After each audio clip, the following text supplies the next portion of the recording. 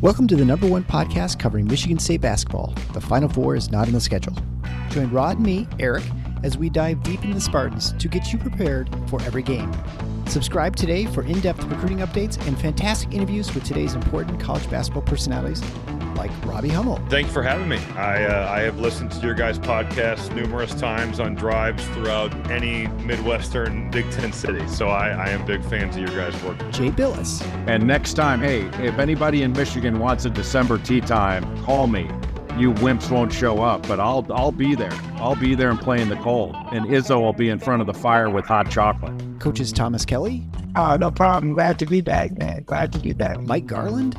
Just can't sit there and trade twos for threes. You can't do it. You're gonna lose. Coming down the stretch, you're gonna lose. And more. You won't find better coverage of Spartan hoops than you will get here. For both the casual and hardcore fan, come along as we take you for a green and white ride. Hey everybody, it's Eric alongside Rod. We finally made it, Rod. This show everyone looks forward to the most, the Spartans Deep Dive Extravaganza. That's our most popular and shared episode by far as we head deep into the depths of the MSU roster and offer analysis and predictions for the upcoming year.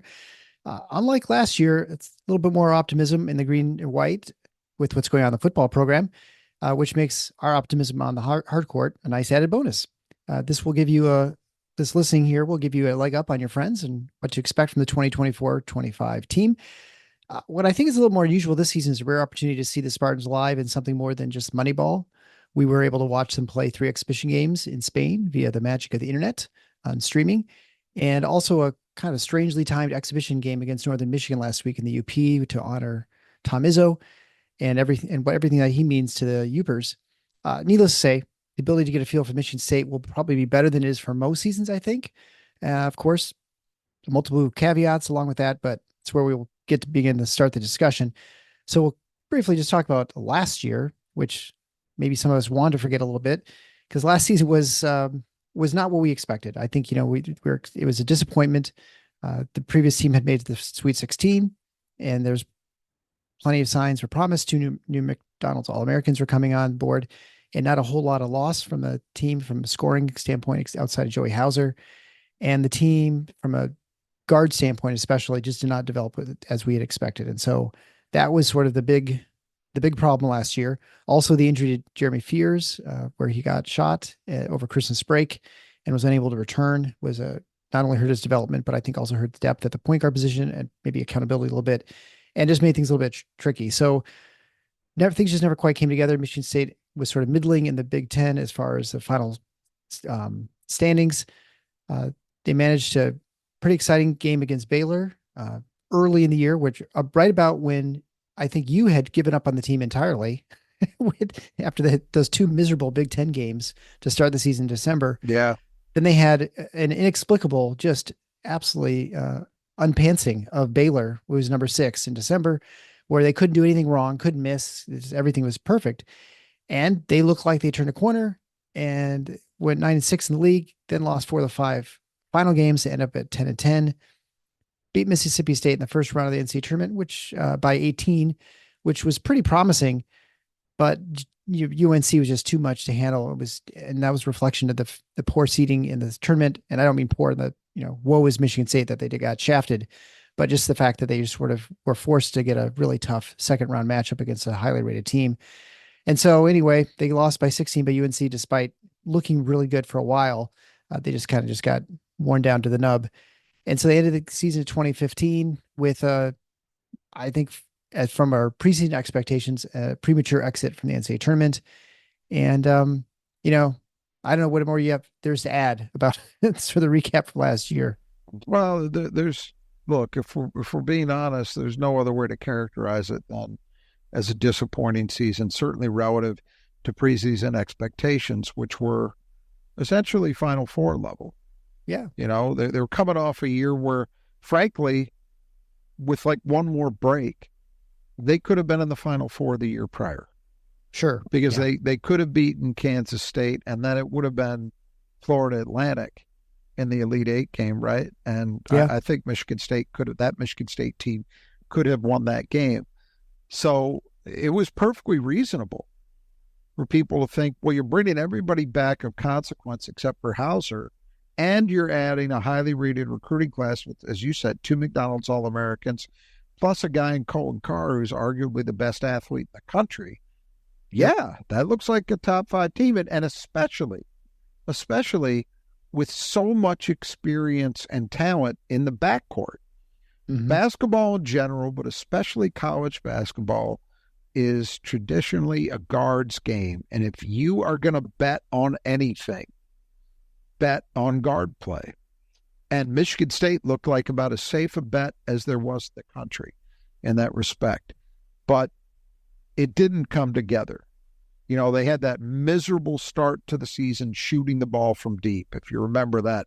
Now they ended up. I was there. I remember very well. It ended up, but it lasted for a few games. It wasn't just the James Madison game. And eventually, you know, water finds its level. They ended up shooting 37% from 3 as a team. So on the season, it was not bad, but it was a really catastrophic start. They just couldn't. You know, they had that loss to James Madison early, and then they just couldn't get a win. They weren't getting blown out. They were competitive against Duke. They were very competitive against Arizona. And, you know, these were all top 10 opponents, but they just couldn't find their way to a win. And then, as you say, the start to Big Ten play was not encouraging. And then just when all hope seemed to be lost, they pound the snot out of Baylor in Detroit. They then, a couple games later, beat a very good Indiana State team soundly at Breslin. And you felt like, okay, they're starting to find themselves. Now, Big Ten play was up and down, but to be 9-6 after 15 games as they were, that, you know, let's remember, 90% of the Big Ten seemed to be between 9-11 and 11-9. So to be on pace in those last 5 games, they had a game against Purdue, but everything else, the other 4, were extremely winnable games. They lost games to Ohio State. They lost a game to Minnesota in that stretch. I mean, these were the only game they won was against Northwestern. It was actually a pretty good team.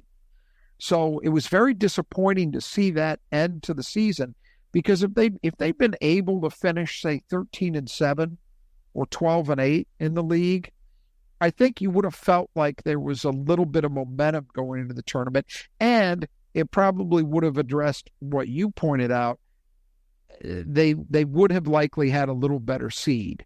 And so now I was on record, and I firmly believed it, that I felt last year seeding mattered as little as it ever had in my memory. Now, as it turned out, seeds actually held up pretty well, unlike the year before. Right. But I'm still convinced that was mostly happenstance. Sure. Because but all that said, would Michigan State have been better off facing, you know, somebody else in a second-round game as opposed to someone of North Carolina's caliber? Sure. Absolutely. I wouldn't disagree with that. But in the end, look, that team got what it deserved. When you have veteran players, and it wasn't everybody, but it was, you know, one very important one in particular, who play with their heads up their asses, that's what you're going to get. That's what's going to happen. You're going to disappoint people. You're not going to meet expectations. And, you know, you're going to have the kind of season that Michigan State had last year. I don't think there's much more to it than that. Yeah, so I think what we'll go through is we'll go through the departing players and then just kind of work our way through just like we do other teams. This is brought to you by the Squeegee Squad of Grand Rapids as we kind of go through the house cleaning for Michigan State. There's also cleaning the glass, and that's the Squeegee Squad of Grand Rapids. They are should be your first stop when you're looking to clean up those glasses at your windows at home, or even doing power washing, because, you know, that's miserable too. Getting on the ladder, doing those sorts of things, especially in like bad weather, when it's rainy, slick, not a good idea. I've taken care of plenty of people who have fallen off ladders or fallen off roofs. It's a real problem. So let the professionals do that. Don't do it yourself. They're the nicest people. They were in our house for a couple hours because they're cleaning the inside, the windowsills, the screens. They are meticulous, and it was a very good price for our entire house. And again, they were super nice guys, and they're very pleasant. They can go out any sort of weather. So don't feel like, well, they can only do the spring or summer. They can do the fall. They'll do it in the winter. They will get out there and take care of the job. And that's very impressive. It's not a job I would want. So I'm glad that someone's willing to do it and you won't regret it. So head on over to the Square Squad of Grand Rapids. You can find a way to get an estimate from them on our support page at thefinalfoursontheschedule.com/support. There you just click that. And if you mention Final Four, when you do that, you get 10% off your estimate. And Troy and his team will take care of you. I say the Squeegee Squad of Grand Rapids, but they do have a very large region. So it's not just Grand Rapids. It's Grand Rapids-ish. So they stretch as far as Lansing. They took care of the state capital even. So they can do commercial, they can do high rises, or just your house. Whatever needs to be done, they can take care of the job. And they do a fantastic job. Well, I can't recommend them enough. All right, so we'll talk about first departing player. Easily the best player. The team last year, the biggest loss was Tyson Walker. He averaged 18.4 points a game, 45, 38, and 75 shooting last year. The go-to option, pretty much, if you needed a bucket, he was a guy who could create. He could also hit from outside. He was incredibly active on defense, led the team in steals with almost 2 a game. And so for every reason, you're going to really miss Tyson Walker. He, of course, was a transfer coming from Northeastern a couple of years ago, but he'd been with Michigan State for 3 years. He was the player you could count on. The only place I think I felt you couldn't quite count on was at the free throw line, but outside of that, he was really, really good. Yeah, it was a weird, 75% isn't a disaster, but for a guy like him, where you felt like, high 80s is what the expectation was. It was very erratic and was something that people may remember. There was a point that Steve Smith actually kind of pulled him aside and tried to help him get through some of that early inconsistency as a free throw shooter. Because, I think he recognized that it was obviously something confidence-wise that was affecting Tyson. But look, he had a great year, and you couldn't expect him to do more than he did. Right. The three-point shooting was down a little bit in terms of efficiency, but that's also not a huge surprise when, one, he's unquestionably the number one option, and you're leaning on him as much as MSU did, and two, you're maybe not getting as much help from your backcourt mates as you thought. So I think opponents were maybe a little more focused on him, and rightly so. But what a tough kid. You look at the maturation of his game over the 3 years from that first season when you could see all the potential, but if you think back, you just remember how hesitant he seemed to be to really turn it on at times, to where he was his last 2 years, where he became so confident and was so aggressive in looking to find his own offense. He was MSU's absolutely their number one option. He was also the guy who was the designated late shot clock bailout choice because of his quickness and his shooting ability. That combination made him very difficult to guard one-on-one, and he could generally create enough space to get his own shot. And that's a big plus to have in your column if you have a player like that, and it's a big loss when they leave. And so that's something Michigan State's got to address. But he was the guy. I feel like with Tyson, the things I remember most: first year, a guy who's very hesitant, who was initially brought in to possibly to be the point guard, right? There was a lot of question of what the point guard situation is going to be. Yep. And he never looked super comfortable. I mean, he looked okay, but like not sure if he's supposed to score or whatever. And then his second year, and that first year too, I think it was the first year where that against Michigan, he's wide open for all those like 10-footers. They left him open he's not shooting. Yeah, I know you remember that. The game in Ann Arbor that I had to sit through, screaming, shoot, and he wouldn't pull the trigger. Yeah, I think you're right about that first year. He really struggled, and Michigan State did too, I think, to find the balance of, well, how do we need Tyson to play? And look, the emergence of AJ Hoggard, who we'll talk about in a second, certainly had some downsides, but one upside was it allowed MSU and Tom Izzo, I think, to land on what was actually the best, most natural role for Tyson Walker, which is, he can give us some playmaking, and we want to have the ball in his hands, but we primarily want the ball in his hands to look to attack and score. And if you're getting him in a mindset where he's looking to create for others, you might not be getting the best totality out of him. Yeah. So I think that took a year for him and for MSU to really land on that and figure that out. And then once they did, it was off to the races. Yeah, and I feel like the second year was characterized by a guy who couldn't finish at the rim. Like he would get contact, and then what changed this last season, is he was able to finish at the rim almost all the time. Right, 100%. And that was a big change of his game, and that's why somebody gets so much more effective. Yeah, huge improvement. He got stronger, and I think the focus was there, his ability to take contact and stay focused on the rim and finish those plays. Absolutely. And just craftier. I mean, the way he would use the entire backboard is sometimes really impressive. Absolutely. So moving on to Malik Hall. Malik was he probably had a COVID year as well as Tyson. He was a player who's kind of much maligned, the latter stage of his career. I think there's a lot of promise initially, and he was injured for his junior year, or I guess it was senior year, right? And which I think, and it injured a number of other years a little bit. So I think he's kind of banged up, which I think made it a little bit tricky for him to get maybe the full potential that we had hoped for. His perimeter shooting was okay.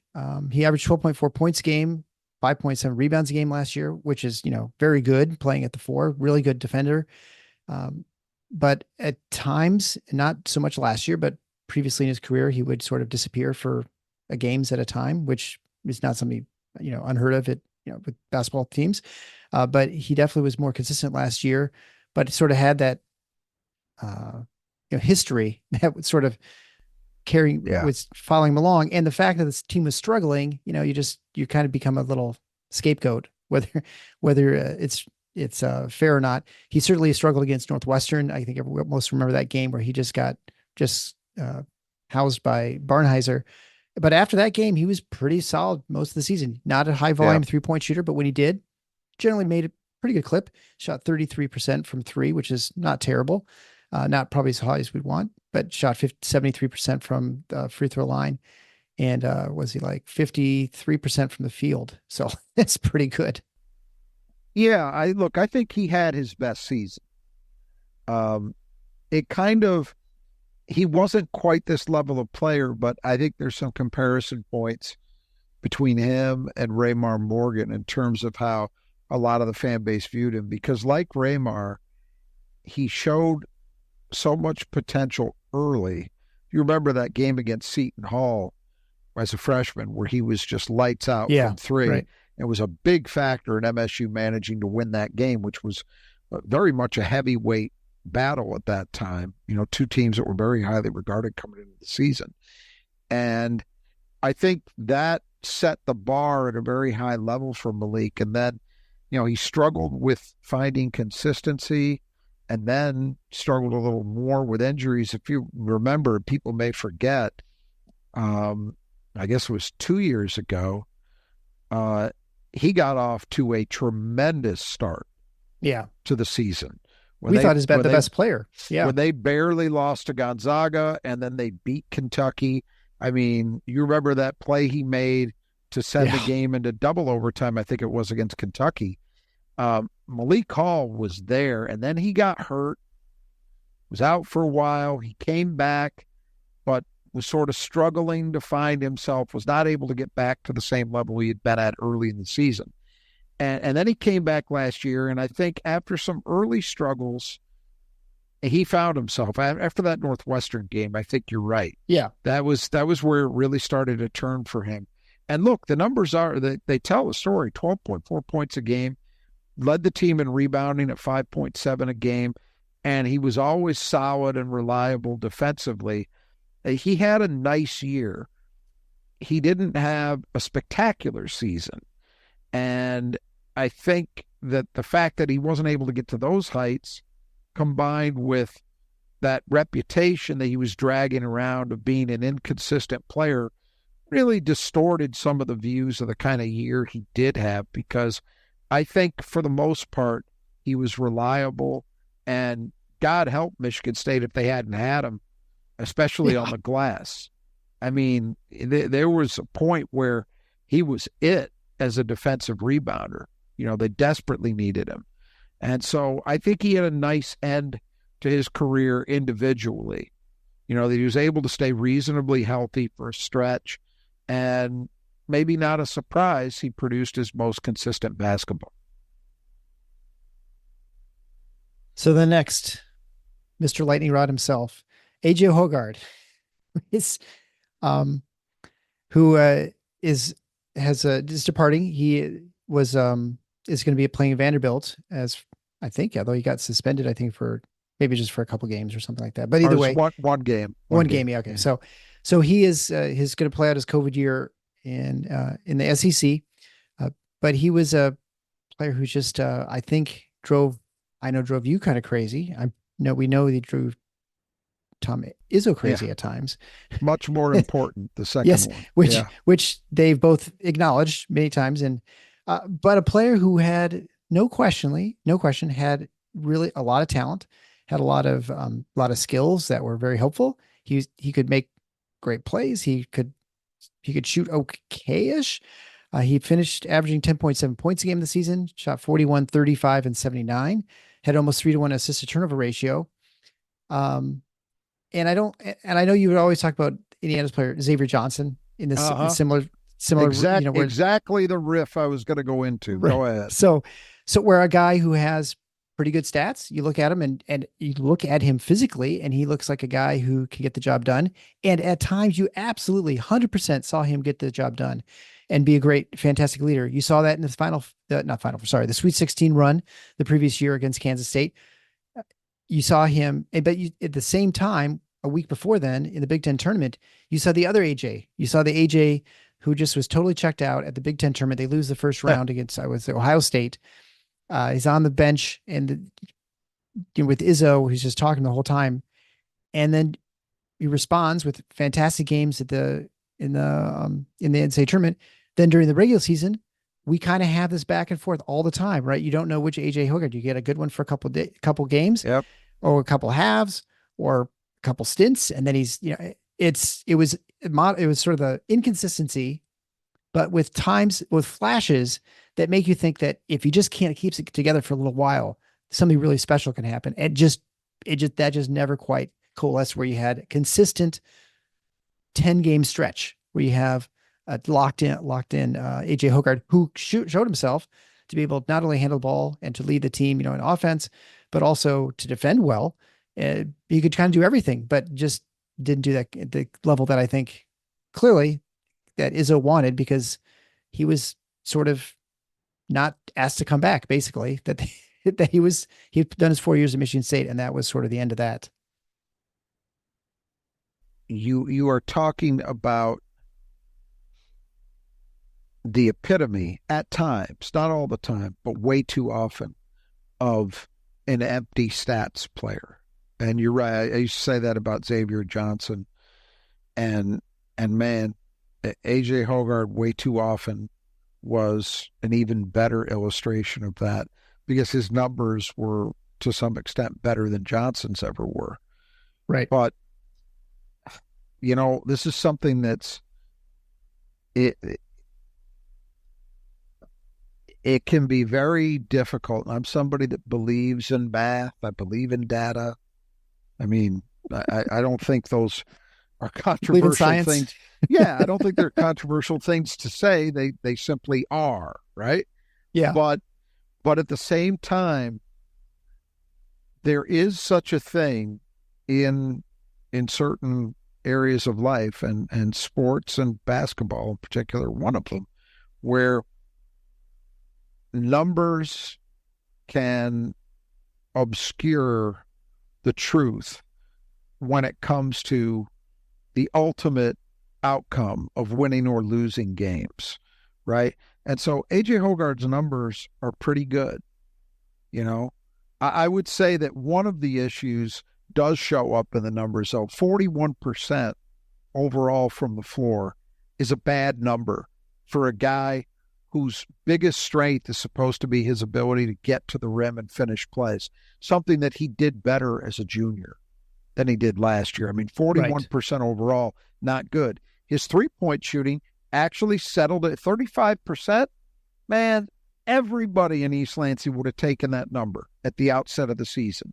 Yep. 79% at the line. Fine. He didn't get there enough. But when he did get there, that was good. But the two-point shooting was sometimes abysmal, the way he couldn't finish. You mentioned Tyson Walker completely turning it around. AJ Hoggard went the other direction. Yeah. The assist to turnover ratio, almost 3-1. That looks good. And I'll give AJ his due.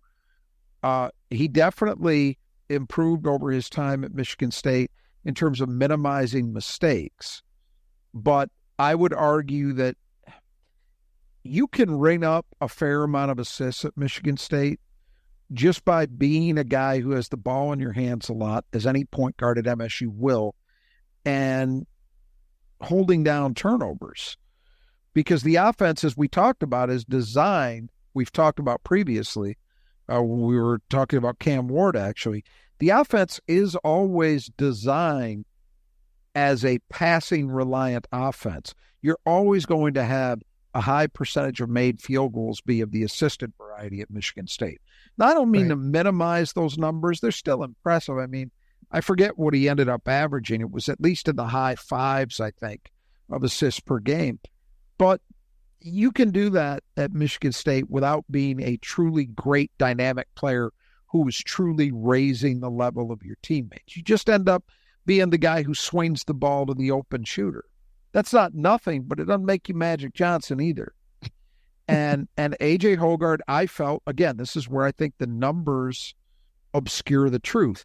I do not feel he was anywhere close to being as dynamic a player as he needed to be last season. He did not make teammates better. Sometimes he made them worse. And he made them worse in part because I think too often, and this is, again, the stuff that isn't quantifiable, but I know it to be true, I think Tom Izzo felt that AJ Hoggard far too often played for himself rather than for the team. And that, you can look at the numbers and say, well, he wasn't taking 20 shots a game. What do you mean by that? It's not always just about that. It's about the decisions you make in big moments. It's about the way you lead or don't lead. And that was something that people rightly, in my view, criticized about him, is that his all-court demeanor frequently was one where he was yelling at teammates when they made mistakes. Well, that's okay if you're Mateen Cleaves, or if you're Travis Walton. You've got equity built up. People know that you're going to hold yourself even more accountable than you're holding everybody else. I don't think anybody had that view of AJ Hoggard. And if you are not that kind of guy, then you can't behave that way and get results out of your teammates. I think he was also a bit less consistent defensively. Not a disaster, but he had better years defensively than I think he had last season for Michigan State. But look, you can argue with me, and some people want to. This, my view, is not a unanimous one. I think it's shared by a lot of people, and I would argue probably the majority, but not anywhere close to 100%. There are people that are convinced that AJ Hoggard was, on balance, a really good player at Michigan State. But I think the ultimate statement is very clear. In a program that normally bends over backwards, even in the portal era, to keep guys in the program, they could have had AJ Hoggard. And again, people can disagree with this. I don't care because I don't know what the hell they're talking about. My understanding is AJ Hoggard had interest in coming back for a fifth year. And Michigan State said, we're good. There's your evidence. Even if you don't believe that, the reality is he walked when Michigan State virtually never lets anybody they truly want to keep around walk. Yeah. So that speaks volumes. And I'm sorry, from my perspective, that's checkmate in this debate, in this argument. they felt that it was time to turn the page on the AJ Hoggard era, and I could not agree more wholeheartedly. Yeah. Good luck to him. I haven't heard anything particularly, as a person, I've got no axe to grind. I hope he has a good year at Vanderbilt, but as a Michigan State fan, I am happy to see a new era come into focus. For no other reason than I don't have to talk about, well, one of the keys is which AJ Hoggard we get every damn week. It was definitely a theme last year for sure. Last 3 years. Yeah. Well, that's true. Yeah, for sure. That's the bigger. This is just the last thought on this. That's the most frustrating part about the whole deal, from my perspective, is what you alluded to in part. He was just good enough to keep you believing that maybe it could change. And that is the worst spot to be in. You would rather have a guy that just definitively proves he is not the answer. Declare yourself one way or the other. Every point, every time in his career, you would get to the point that you were ready to just say, look, it's over, man. And Michigan State was really close to that point a couple of times earlier in his career. I can assure you. That's a fact. Every time you would get to that point where you felt like, all right, he's done, he would give you a performance and just say, wait a minute, I can't cash in the chips on this guy. And that's a terrible place to be. Well, and I think he was number 1 or number 2 as far as the points of massive contention with last season's dysfunction, right? Like a discussion, like what is the main problem? He is either 0.1 or 0.2. Moving on to our next player departing, Mady Sissoko, who we had on a show 2 or 3 times. Yeah, at least the nicest guy. What a fantastic human being. There's no question. And a guy who would, outwork you and did great things with his body. Fantastic. I mean, with all his NIL money, the things he did from a humanitarian standpoint for his home back in Mali, pretty phenomenal. And he's also going to be spending his COVID year elsewhere. He's out going to Cal. So heading to the Atlantic Coast Conference, going to California. So Mady looked really great that first couple games as a junior, and then just never quite was able to figure things out, whether it was the fact that, he was not raised playing basketball from an early age, instinctively just didn't quite have what you need on offense. He was a good defensive rebounder. He averaged 5.1 rebounds a game. He shot free throws pretty well because that shows, I think that's a good example of his just working at the game, things that you can control, which is a free throw, it's the same distance as, he's pretty good at that. Just his ability to score and, was really limited. His instincts, maybe his hands, you could say, weren't that great, but that's partly maybe just anticipation. Defensively, I thought he got a lot better too. But he was part of that clogging up in the lane, so to speak, or someone at least you didn't have to worry about from a defensive standpoint if you're the other team. And so that makes it harder on the guards and, on the rest of the players because it forces them to score.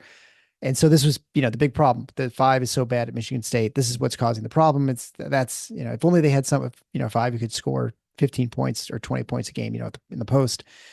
So Mady was part of that. He wasn't the only one, but he was at least half of it. Right. And so anyway, Mady is going to be heading out and I don't know, I guess I'll let you go on riff on that, I suppose.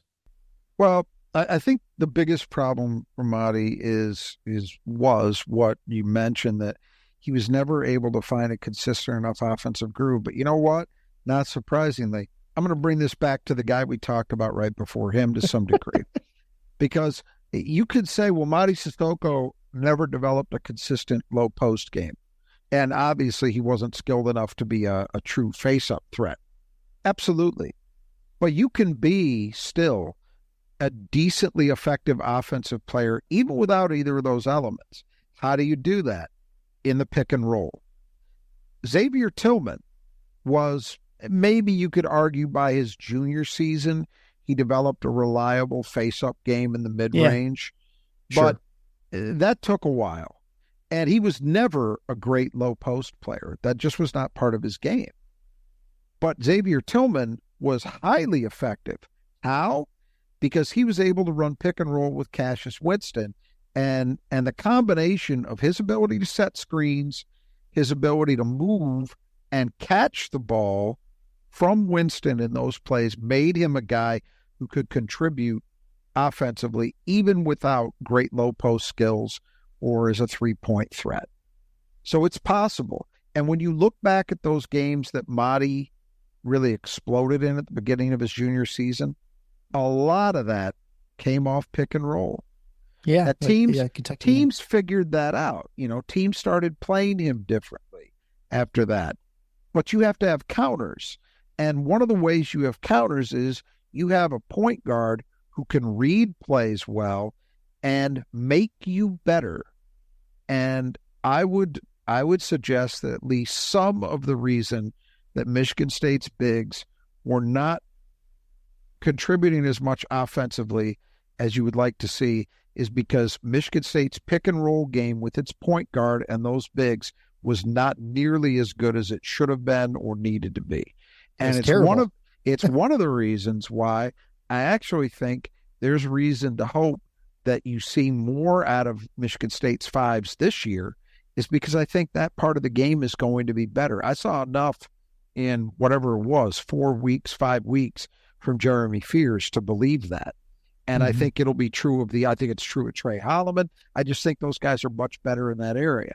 Now, that doesn't absolve Madi from everything. You said, rightly so, whether it's reaction time or just fumbleitis, Madi's hands were never there where you'd like them to be. And that hurts as a big man. You need to be able to catch the ball effectively, and he was substandard in that area. But at the same time, you're talking about a guy who, even though he saw his playing time decline pretty precipitously as the year went on, he still ended up as MSU's second best rebounder. He averaged 5.1 a game. He was particularly effective as a defensive rebounder. And I thought he was always a good screen setter and a very good pick and roll defender away from the rim. Maybe less good in the post, but very good, I thought, out on the floor. And that's one reason why he continued to play a lot right up until maybe the second half of last season. My understanding is, as opposed to Hoggard, Michigan State actually would have welcomed him back and wanted him to play another year, play his COVID year at MSU. He elected to go play his COVID year, as you said, at Cal. Wish him all luck in the world. I'm rooting for him. I think it made sense in this way. I think if he'd come back to Michigan State, he was probably looking at playing a similar role to what we saw down the back half of last season. Yeah. I think they were always going to be more likely to go with Cooper and Kohler, and Madi would be the third guy and maybe get 10 minutes a night, that type of thing. Whereas Cal, I think he's slated to start, but he's going to play a bigger role there. I don't think I think that's almost a given. So good for him. I hope he tears it up there. And best of luck. Yeah, if you've not had an opportunity to go, you can check it back and listen to our interviews with him. He still has a Madi Sissoko Foundation, which you can check out and donate to that. I've donated to that. Yep, me too. Yeah, I mean, it's just the great things he's doing in Mali for, outside of sports, right? There are other things that are more important than sports, and certainly the things he's doing to help with his people back there is really big. So let's go into the returning players. So unlike most teams, there's not a whole lot of people who are leaving the squad. We have a lot of returning players from Michigan State, which is usually the case. Brought to you by Nudge Printing. So Nudge Printing is our longest sponsor of the show. Gabe and Brittany are owners and former Spartan alums, or I guess you're current Spartan alums, right? They run Nudge Printing, which is based in Portland, Michigan. They built this business from the bottom up. It's all custom stuff. They have one of the few shops that actually has rights for logos with Michigan State. So you get official Michigan State brands, and it's not like with Nike or Adidas. And so they can provide you all that stuff right out of Portland. They make it printed all right there. It's screen printed, so it's high quality stuff. It sustains multiple washes, and they picks generally really, really comfortable, soft, comfortable, wearable, breathable apparel. So if you want to get like a hoodie or a sweatshirt or just a t-shirt, they're very soft. They're the most popular easily of our family. You can't go wrong at Nudge Printing. They have a massive variety of things. They also have new custom hats that he spent a lot of time designing. They're like Spartan with camo on the inside. So if you need stuff for your tailgates, need stuff for basketball, hockey, whatever it might be, you can find it all at Nudge Printing. The cool old Gruff Sparty logos, like ones from like 1960s, if you want to go back that far. So really cool stuff. And again, you can't go wrong with Nudge Printing. They provide all the prizes for our contests. And so check it out at nudgeprinting.com. Listeners of the show get 20% off by just typing in Final Four as one word at checkout. Not only does he have all the apparel, but they also have all kinds of the fatheads you can put on the wall. They've also got tons of other schools in the state of Michigan available outside of the Wolverines. You can't find that, so you got to go somewhere else for that stuff. But like, if you're going to split, if you're a house divide, you got Central Michigan and Michigan State or Eastern Michigan, you can find all that stuff there. Also the other small schools like Michigan Tech, Northern Michigan, and then also some just random schools in the like Texas State, and some other ones I can't right now. But you can look at you can find those as well. You can check it out at nudgeprinting.com. So head on over today. You won't regret it. So going on then to returning players, we'll start with Jaden Akins. So he's going to be 6'4", senior guard. It's his final year because now the COVID years are gone. So he is truly done after this year's last year of eligibility. And Jaden's been a little bit of an enigma in the sense that he had a good season. He averaged 10.4 points a game, shot 41, 36, and 74, which is a tick less and the 3-point shooting than he had previously. He averaged almost 4 rebounds a game. Very good defensive player. I think we expect him to do a little bit more rebounding. There was a lot of question last year whether he was going to come back and play for Michigan State. He elected to come back with the hope and expectation that he'd get an expanded role and he would not just be the 3-and-D guy who would just be sit on the wing and shoot threes from the corners, and largely was not too successful and able to in attacking the basket and sort of being the guy. So that the expectation this year is that it's good now without Tyson Walker, that Jaden Akins will be that. And he's worked on his handle and that he's going to be able to do that a little bit more. We've seen him play at Northern Michigan game. We've seen it at the Spain games. And so I guess the question is, will that be the player he's going to be, or is he going to be a reversion back to where he's a 40% 3-point shooter from the wings with the, good defender and playing some rebounds from time to time? Yeah, it's a tough question to answer. And I find myself torn on it. When Jaden was recruited, he was seen as a guy who could eventually become a point guard. In fact, I think if he had been at Michigan State a year earlier, if he had been a freshman during the COVID year, that 2021 season, he would have gotten a turn as a starting point guard. Because if you remember, that was the year before they got Walker. His Foster Lawyers struggled. Rocket Watts really struggled. Right. They eventually turned to a freshman, AJ Hoggard. I think Jaden was a year. Right. Well, they brought in Walker after that. The next year. Yeah, right. Which was Jaden's freshman year. And so suddenly with him and with Hoggard, they didn't need him to play point. In theory, the idea of Jaden Akins as a guy who you could play similarly to the way Michigan State utilized Tyson Walker, it seems like a good idea in theory. Put the ball in his hands. He's an exceptional athlete. He's got toughness. He's got skill. Let him go to work on people. Play him in, wing pick and roll situations, the way Michigan State did with Tyson Walker. The reality, when they've tried to do that with him, has been less encouraging. They talked about it as something they were going to look to add to his game and his responsibilities. heading into last season. And I felt like early on they did try and it didn't work. Yep. And so after that, it kind of slid back to Jaden mostly being a spot up shooter in transition and in the half court, both the way he had been previously, except that the results were not quite as good. They weren't terrible because he was one of those guys who got off to an awful start shooting three after he'd been so good his first 2 years. And then he rallied in the final, 36%. You would have expected better, but it wasn't an abject disaster. It was okay. It's just, this is a guy who, if you remember the way he played in the NCAA tournament, coming into last season, there was a real expectation that Jaden Akins might be one of the breakout guys, not just in the Big Ten, but nationally. He seemed potentially ready to elevate from good secondary support player to focal point. And that did not happen. Yeah. That's undeniable. That didn't happen. And so over this offseason, there's been a lot of talk, some of it coming from Tom Izzo, about we're kind of back to the year before, where it's, we're going to put the ball in his hands more. We're going to let Jaden look to create more, run a lot more pick and roll.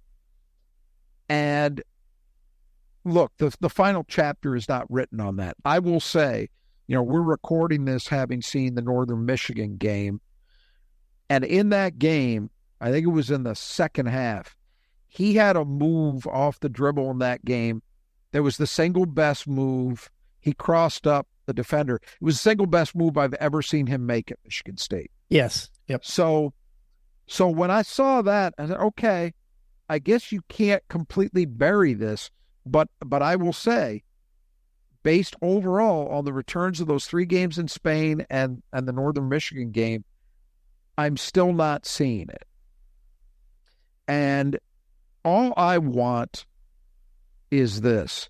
I want Jaden to be utilized in a way that he's comfortable with and is playing to his strengths, and that will allow Michigan State to get the most out of Jaden offensively that there is to get.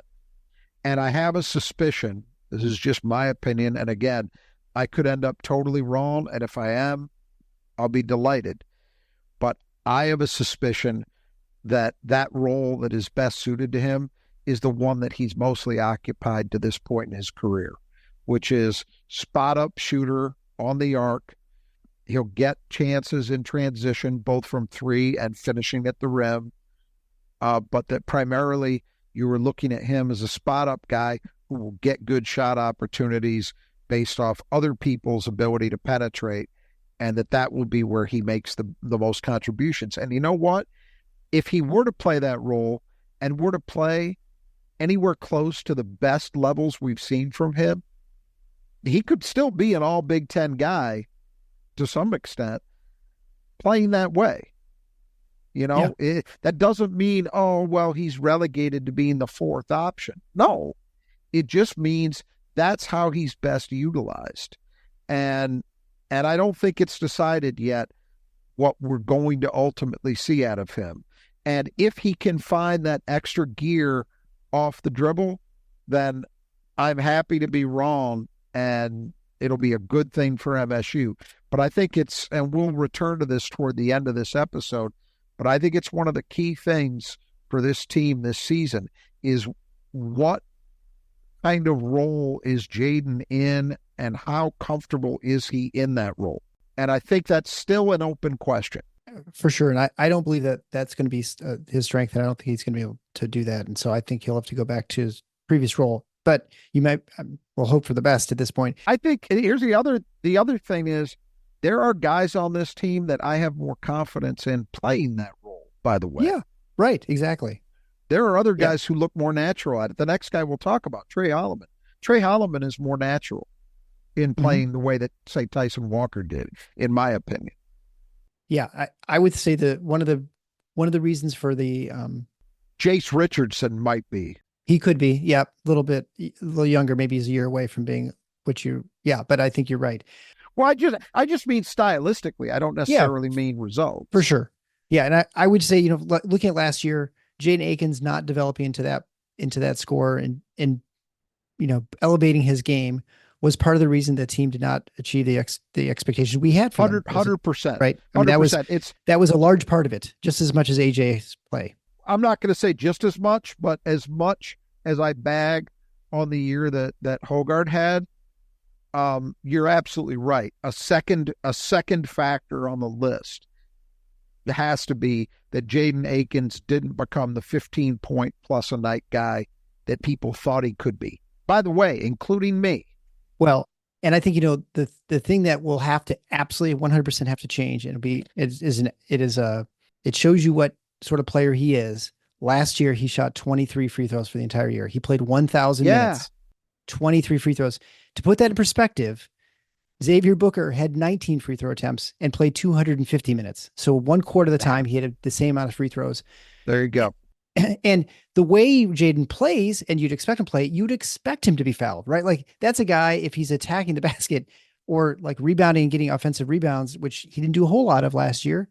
He had 39 offensive rebounds, so he averaged about 1 a game. I mean, these are the things you expect from him. And these are things, I mean, outside of attacking the basket, what you're probably going to say is, even if he just attacks the basket on the offensive end, gets 2.5 offensive rebounds a game, and, scores a couple of times, he's probably going to get fouled a couple of times. He's going to be on the line more. He's just going to be more active, and he'll be able to get to the line that way.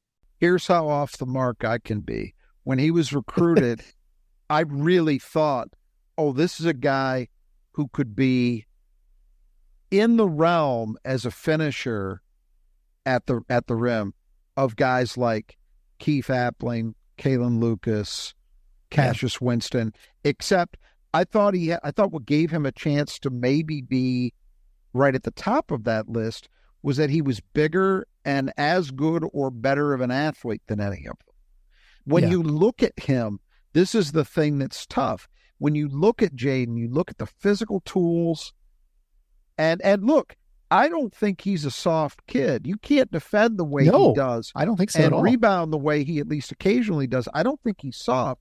I just think that ability, that shake, that ability to vary your speed, all those things that can make effective penetrators, I just don't think he's been able to display consistently enough. And, if you had told me when he arrived at Michigan State that he would have a season with playing the minutes that he did with 23 free throw attempts, there's no way I would have ever believed it possible. But here we are. And I would say the one advantage I would say going this year from last year is now moving from the 3 to the 2. His defensive responsibilities are going to be different. Yes. He's smaller, so he's more 2-ish size, or maybe not a little bit larger than oftentimes the 2s and other teams. So defensively, you'd expect him to be even more. I mean, he might be even more effective than he was last year. So in that sense, it might be, we may get a different impression of Jaden, although he's playing the same. He's just, now he's going to be, in a different spot.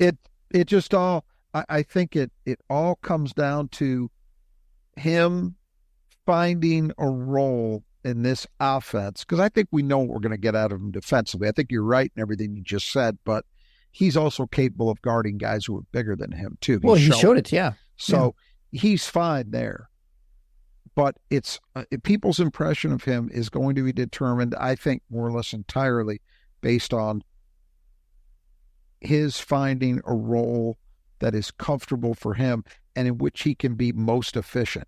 If he averages, say, 12 points a game, but he shoots 41% from 3, and maybe he gets to the line a little bit more, but not a lot. That is, he kind of settles into a spot-up shooter, but he's efficient. I think people should feel pretty good about that, even if he's not their leading scorer. Because that's something that, and look, we've all, anybody who's followed this program for a long period of time knows that Tom Izzo talks a lot, and he says things for different reasons at different times. And he has been talking a lot, even recently, about how Michigan State needs Jaden Akins to be their top offensive player. I don't believe that's likely to happen. He is not the guy I'll be betting on to lead this team in scoring.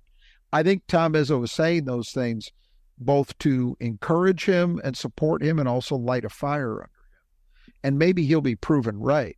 But what I don't want to see is I don't want to see, I think the worst outcome for him and for the team is for Jaden to be pressing.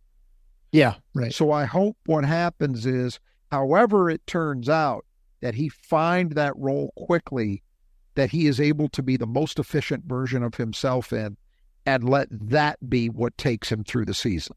Because that's what will be most positive for Michigan State as a whole, in my opinion. So moving on to the guards position, we'll go to another returning player, Trey Holloman. He's a junior, 6'2" combo guard. He had a very good freshman year.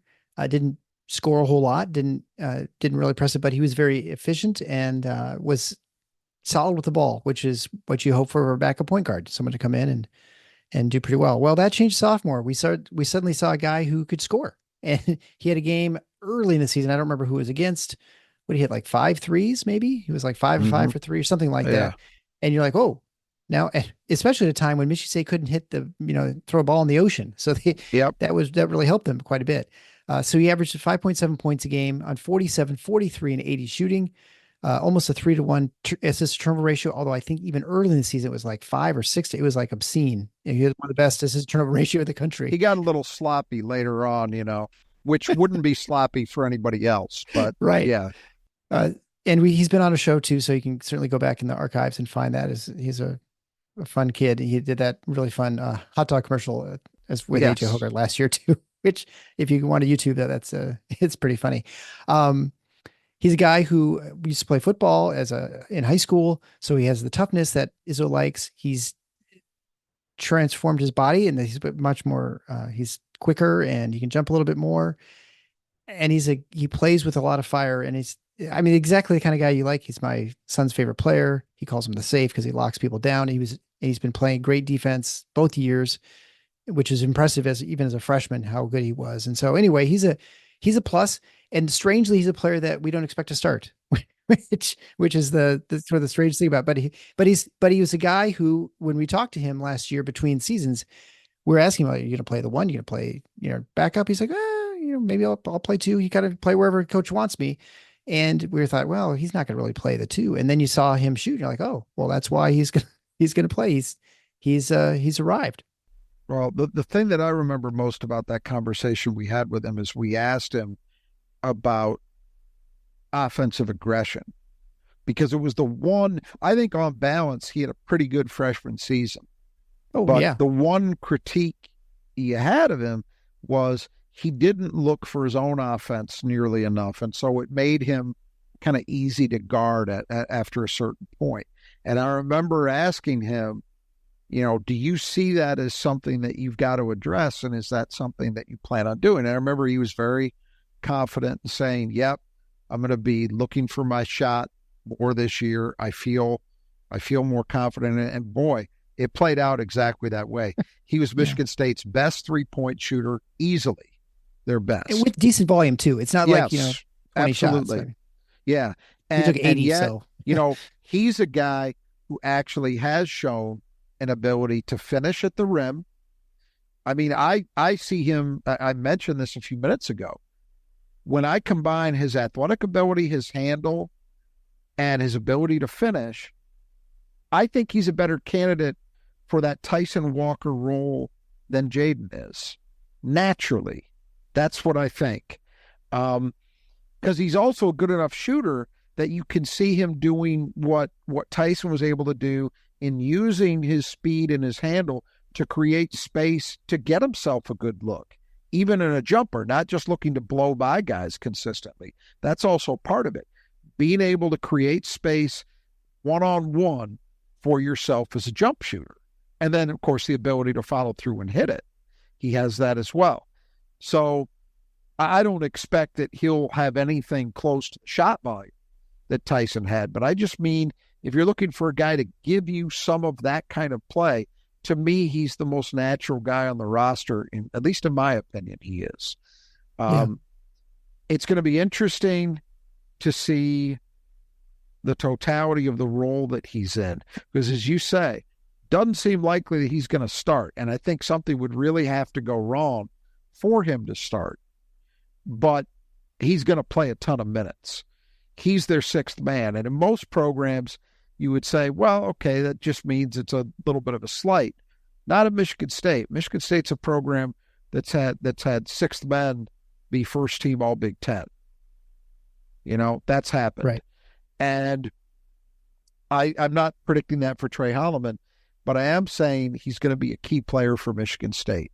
You mentioned he plays with emotion. I think he's a leader. He's a guy that Trey Holloman is a guy who I think, and we haven't seen him do it very much, but I think he's a guy who could get in teammates' faces a little bit, and they take it the right way. We're going to see that this year. I'm almost certain we're going to see it this year. Now that he's a junior. Yeah, and they take it the right way. I think he's got that bank of credibility built up. That's my take on it, at least. So, that's another guy that I think, and you mentioned he's a football player. Tom Izzo clearly loves him. And I think he's set to have a really good season. What that's going to amount to in terms of production, ultimately, that remains to be seen. But I think at the end of things, we're going to feel very good about the way that Trey Holloman played. Yeah, I mean, you're going to see Trey Holloman is going to be so useful because of his versatility, but you can definitely see situations late game where you want to have, play small for a little bit to have the ball handles. I mean, there's so many opportunities for him. You could have him, Jaden, and Jeremy Fears out there at the same time, maybe Fidler and Booker or something, or Kohler. There's so many combinations that it might just work, that you, even late game situations, it's maybe matchup dependent, but he's going to give it a lot of, like you said, he's going to play a lot of minutes. He played 690 minutes last year. And, to give you an example, Walker played 1120. So, but he's going to be probably well over, he'll be in the 700s or 800s, I would expect, next year or this season.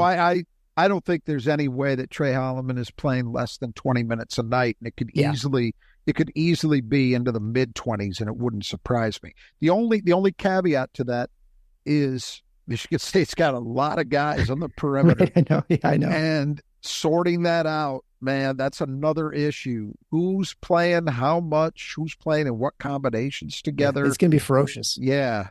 So that's the only caveat to what I just said, but I do think Trey's going to play a lot. Yeah.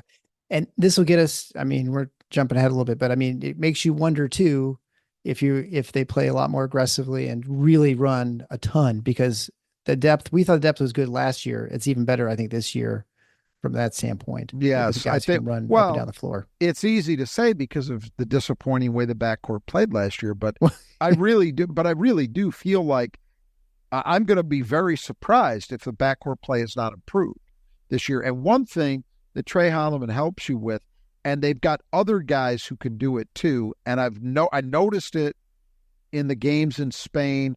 Maybe a little bit more muted in the Northern Michigan game, but I'm still going to be surprised if we don't see it a lot. Michigan State's guards are applying much, much more ball pressure, particularly on ball, than we're used to seeing. And I think it's because they've got guys who are capable of doing it.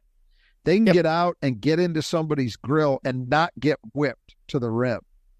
They can play aggressively and yet not get beat because of it. And Trey's a big part of that. Yeah, last year, that was one of the things Tyson Walker could really do too. And so I think that's what helped Michigan State quite a bit last year in a number of games.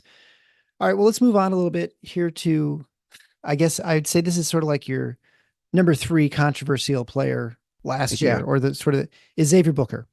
So Xavier Booker was I think he's like a top 10 player, right? Coming out of high school. Pretty clearly. But he was a big guy, a big man. And so they tend to take a little bit longer to sort of figure things out. And anyone who was at the games early and watched Booker when he was on the floor, he was lost. I mean, defensively, he could hit the threes, but he was on the defensive end. He was a liability, and he didn't really know where he was supposed to be. Didn't play really tough. I don't think didn't look for contact. He looked to avoid contact, mostly both on the offensive and defensive end, I thought. Near the back end of the Big Ten play, kind of started figuring things out a little bit. And he started being a little more effective. He averaged 3.7 points a game, 1.7 rebounds a game, shot 44, 33, and 63. But certainly early in that year, nothing seemed to be working right for Michigan State, with those 2 disastrous Big Ten games, Wisconsin, Nebraska. And everyone's like, well, might as well throw Booker in, right? You got nothing, that's the problem. You just got to, get him in there. And And obviously it's not what Tom Izzo did, and he developed him. And now Booker put on 21 pounds, I think, over in the off season. He looks bigger. And certainly he had a couple really good games in Spain. I still feel like watching those few exhibition games that he's not quite, the light hasn't turned on, as you always talk about. I don't think it's quite there yet where he feels like he's got to play really hard and fight through contact, but he's looking better and less lost than he did last year. And you feel like he's not far away. Yeah, I think the strides, I've seen it mentioned by one or both of the primary writers at Spartan Mag, and they're correct about this. In my opinion, that there have been statements to the effect of never seen a guy come as far in as short a period of time as Xavier Booker has. Right. Now that seems shocking to say when you're talking about a guy who was a national top 10 recruit, right? but I look, freshman. I say this, well, it's not even just a freshman, it's more than that. I will say this as somebody who hoped for more earlier out of him. In part because, as you mentioned, I hope the light would go on a little quicker in terms of him understanding what kind of motor he has to play with. And I had hoped that the physical tools and the skill set that he had would overcome the weaknesses, the physical weakness. Some guys are, you used to see it rather with Jaren Jaxon. Jaren Jaxon, for a guy, I think he was Big Ten Defensive Player of the Year his 1 year. If he wasn't, he was close, and he probably should have been. But Jaren Jaxon actually was not a tremendously sound defender, especially on the perimeter. I remember many times he would close out on someone and completely overcommit, allowing them an easy opportunity to go right past him. But then, because he had an 8'11" wingspan, he would still be able to make the defensive play, even though it was fundamentally poor. His physical tools were so good that it didn't matter, And I had hopes that is what we would see from Booker, that the physical tools would play in a way that overcame mistakes. And I think later in the year, one of the things that changed is he was still making mistakes, but they weren't as egregious as what we saw early. And that's when the physical tools actually started to play, defensively especially. I am encouraged by what I've seen from him in the exhibition games. I am with you from the perspective of he's not all the way there yet, but he's a hell of a lot closer than he was. And there has been real work put in. You see it with the weight gain. That doesn't happen just as a matter of fact. You have to put the time in terms of your approach to nutrition, in terms of your work in the weight room. All of those things require focus and effort, and he's clearly been giving that over the off season. It's the kind of progress that I had hoped he would be able to make in that off season between the end of high school and the start of his freshman season, which Jaren Jaxon did, and it made a huge difference. If that had not happened for Jaren Jaxon, he wouldn't have had all the criticisms that you saw lobbed at Xavier Booker were similar to what Jaren Jaxon was getting heading into his senior year of high school. He just managed to add good weight a little earlier than Book did. That was the difference, one of the differences. But it's happened now for Xavier. So now you look at him and physically you're sold on the idea that, this guy can play in the Big Ten. He's ready physically. Now, I am with you that you still have seen some lapses in terms of motor, in terms of him knowing how hard he has to play all the time. And while he's much better at seeking out contact, finding somebody to check on a rebound opportunity, he's not anywhere close to perfect yet. But he's far enough along that I think now we're going to see that skill set and his physical tools shine through. And we saw it, the first game on the Spain trip, 21 points, most of which, if I remember correctly, came in the first half. I think like 18 of them He just had a huge half, and he looked fantastic. And since then, in the other games, it hasn't been as consistent, but he's showing flashes much, much more frequently than he did at any point last season. So what I think is he's going to help this team right out of the chute offensively just because of his ability to shoot. He demands attention as a shooter. Defenses have to account for him. And that's going to allow the floor to be spread maybe a little bit better. It should allow better opportunities for penetration from other players. And it should allow Michigan State to be a smoother functioning offense than it was at times last season. You know, we talked about Malik Hall. He eventually, by season's end, got his percentage up to a decent spot, but the volume was not there. So teams were going to let him shoot. You know, it wasn't something they had to account for. That will not happen with Book. We've all seen it, right? Xavier Booker has never met a shot opportunity he didn't want to take. I mean, he will pull the trigger. And that's a good thing here for now, because it's going to force defenses to account for him. So that'll be a big help. And I think he'll be reasonably efficient. I don't know if he's a 40% guy at this point, but I suspect he will at least be somewhere in the mid-30s, if not better. And that's good enough to be a real threat at the volume that I expect him to shoot. But look, the bottom line is, if he's going to be more than a good piece, if he's going to be a focal point, it's those other areas of his game: rebounding, defense, and being able to at least find ways to contribute sometimes on the interior offensively. I don't mean pure post-up touches, because I don't think we'll see a lot of that, but putbacks, rim running in transition, just making himself available when somebody else penetrates for a dump off and a dunk.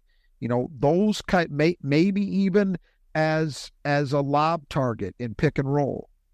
There are a lot of other ways in which he can help offensively beyond shooting threes, and he needs to. If he can do those things well, then he can be a focal point.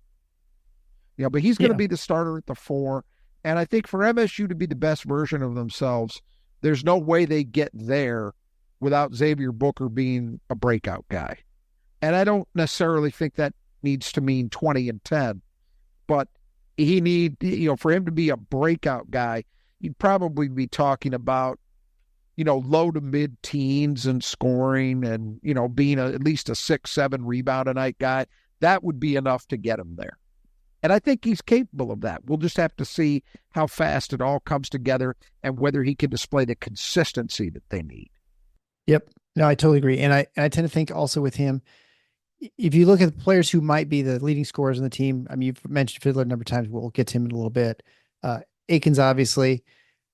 Booker's not an unreasonable, I don't know if he's what the chances are, but like at least 25%. I mean, if he figures it out, I mean, the guy can score kind of anywhere.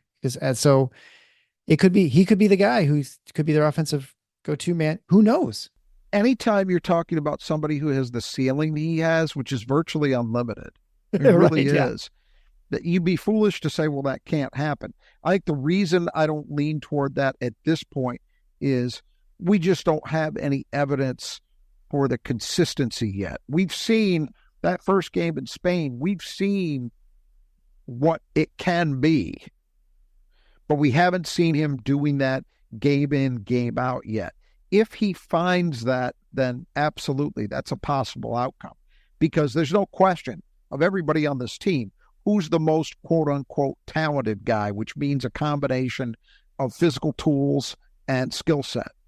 Well, it's Xavier Booker. It's not even close. Yeah. So, yeah, there's a chance.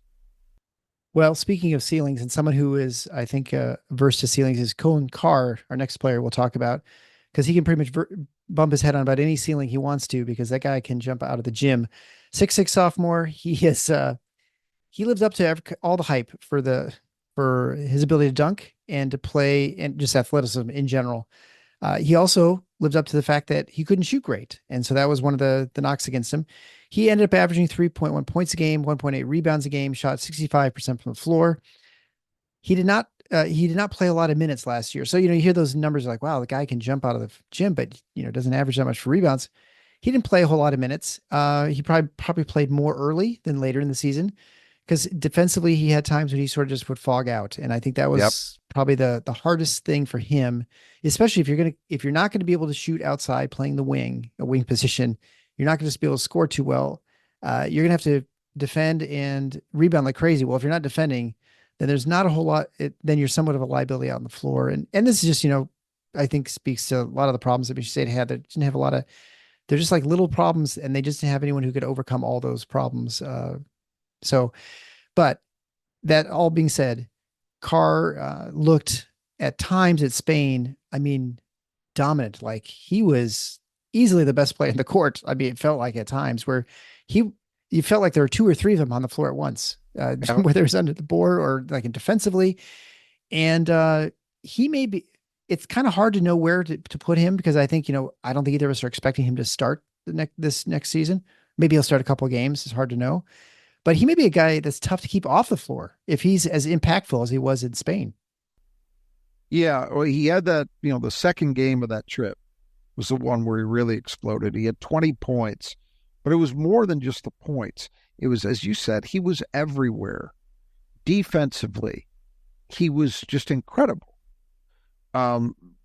Off-ball defensive play was just phenomenal. Getting into passing lanes, covering up other people's mistakes, and he was solid guarding his own man. He was rebounding. He impacted everything in that game. And I've got this phrase that I've been using with regard to him. The best Coen Carr is one who plays with, and I'll use a cliche, his hair on fire. By which I mean, would you cut most of it off? Right, cut most of it off. He doesn't have a lot to light, but he's got to be a super high energy guy. Yeah. If he is, then all those physical tools, and look, we had Jace Richardson claim that Coen Carr is the most impressive dunker he's ever seen. That guy grew up in a house with the most impressive dunker I've ever seen. Yeah. Well, that tells you something about what Coen Carr is athletically in terms of his explosion. He's right up there with the best who have ever done it. That's not an exaggeration or hyperbole. He is up there with the best who have ever done it in that way, in that one phase. The way that ability impacts games is if his motor is just off the charts. And we've seen him do it now. Now, I happen to think that the reason we didn't see it with anywhere near enough consistency last year has nothing to do with a lack of desire. Everything I've seen and heard about him suggests that he's fine in the want to area. But I think what happens is when you're not confident, and I've seen this so many times over the years with MSU players, when you are not confident in terms of your understanding of what's expected of you in terms of your assignment, it makes you play slower. It makes you, my classic example is for probably 3 years, I had to listen to know-nothings talk about how Drew Namick was not athletic enough to be a Big Ten center. He was arguably the most athletic center that Tom Izzo's ever had. Right up there at the top of the list. And once he finally got comfortable with what Michigan State was asking of him, and it took a while, but once that happened, all of a sudden you saw this 6'10" guy outrunning everybody, or all the big men at least, up and down the floor. It's a similar thing here. I think if Coen is comfortable, particularly in terms of his defensive assignments, that is going to allow him to play with the kind of energy I think his game requires. So that to me is the biggest thing. You'll hear people say, well, he's not going to really find it till he develops a jumper. That would be nice, but I don't think that's required for him to at least be a guy who consistently impacts games in a positive way. I think it's, can he play with semi-reckless abandon? And I don't mean truly reckless, but you know what I'm saying. Yeah. Can he play with that kind of, all gas, no brakes kind of energy? And if he can, look out, because that athleticism is real with a capital R. And by the way, on the shooting front, one of the things that I think was notable in the Northern Michigan game, in what was otherwise a pretty quiet day for Coen, I didn't think he contributed a lot, but they ran a pin down screen for him where he caught the ball at the free throw line, went right into a jumper and nailed it. Yep. Now, that's exactly the same kind of play they would run for Frankie Fidler. Exactly. So if he can start doing at least a little bit of that, that's also going to help. But I don't think it's as necessary as being able to find ways to bring full tilt energy to the court. Yeah, I feel like also in Spain, he showed there are a couple of instances during that flurry where he scored so many points, where he attacked the basket off the dribble, and that too. And it wasn't like, 2 dribbles; it was like quite a few to get down and attack the rim. Which, I mean, obviously that guy attacking the rim or getting close is. Keep in mind, he doesn't need many dribbles. No, he can dunk from the free throw line. If he catches the ball, say, just behind the arc, 2 dribbles, and he could be at the rim. Max, maybe 1 if it's a long enough dribble. The one thing we should mention before closing on him, though, is, and I do think this matters a lot, the big question with him, besides the things we've already mentioned, is where he plays, because I think that's still, at least as we record this, that's something of an open question. In Spain, it seemed to me, I haven't rewatched those games, but my recollection is we saw him quite a bit at the 4, not exclusively. Yeah, there's like line changes they were doing there, 5 at a time usually. But we saw him at the 4 more than we did when he was a freshman, and he was playing pretty exclusively on the wing. Mm-hmm. In the Northern Michigan game, I don't think he saw any minutes at the 4. I think he was at the 3 all the time. And besides, which is better suited to his game, which is a separate issue, and worth some discussion, I suppose. I think you could make an argument that he's probably better suited to play the 4 unless and until he displays more consistency with a jumper. But I'm not wed to that, because I think there are still things he can do on the wing that are positive as well. But I think the bigger issue is, how does that affect the rest of MSU's rotation? Because this is already a team, and we're going to talk about the 2 freshman guards in a bit, but when you put the expected starters together, Fears, Fidler, and Akins, right? Those are your 3 perimeter guys. And then you got Trey Holloman coming back. You have 2 freshman guards, both of whom have shown me nothing in 4 games that says they shouldn't be playing. Right. That's 6. That ought to be it for your rotation. And you're probably not going to be able to get all 6 of those guys as many minutes as maybe they merit. You're adding Carr into that equation as well as a 7th guy. I think Coen Carr is going to play, so I don't think it necessarily holds him down, but it might, as a domino effect, limit somebody else, and I don't know how that all plays out. So that is something to be paying some attention to early on, is what positions and what role is Coen Carr being used in, because that's going to have an effect on other people too. Well, as we always say, there are only 200 minutes to allocate your minutes for 5 players, and it'll be a challenge, and it may be situational, but it may be matchup dependent, or things may just evolve throughout the season, or God forbid injuries, but if everyone's healthy, it's going to be really tricky. Only 120 minutes for those 3 perimeter spots, right? Exactly. Yeah. So, man, that's not that much for that many guys. And we haven't even mentioned Garrett Norman in that equation, which we'll get to. But anyway, something to watch. Well, let's talk again. Let's move on into the interior. Talk about Jaxon Kohler, 6'9" junior. Last year was supposed to be pretty promising in the offseason. He looked, he was Moneyball MVP, whatever. And then he injured his foot right before the season, which, of course, only happens at Michigan State. So he missed 2/3 of the season, or maybe a little over half the season. He came back after January, after the turn of the year. So he got missed a Big Ten play, but he was not really functional for probably a good few weeks after that even.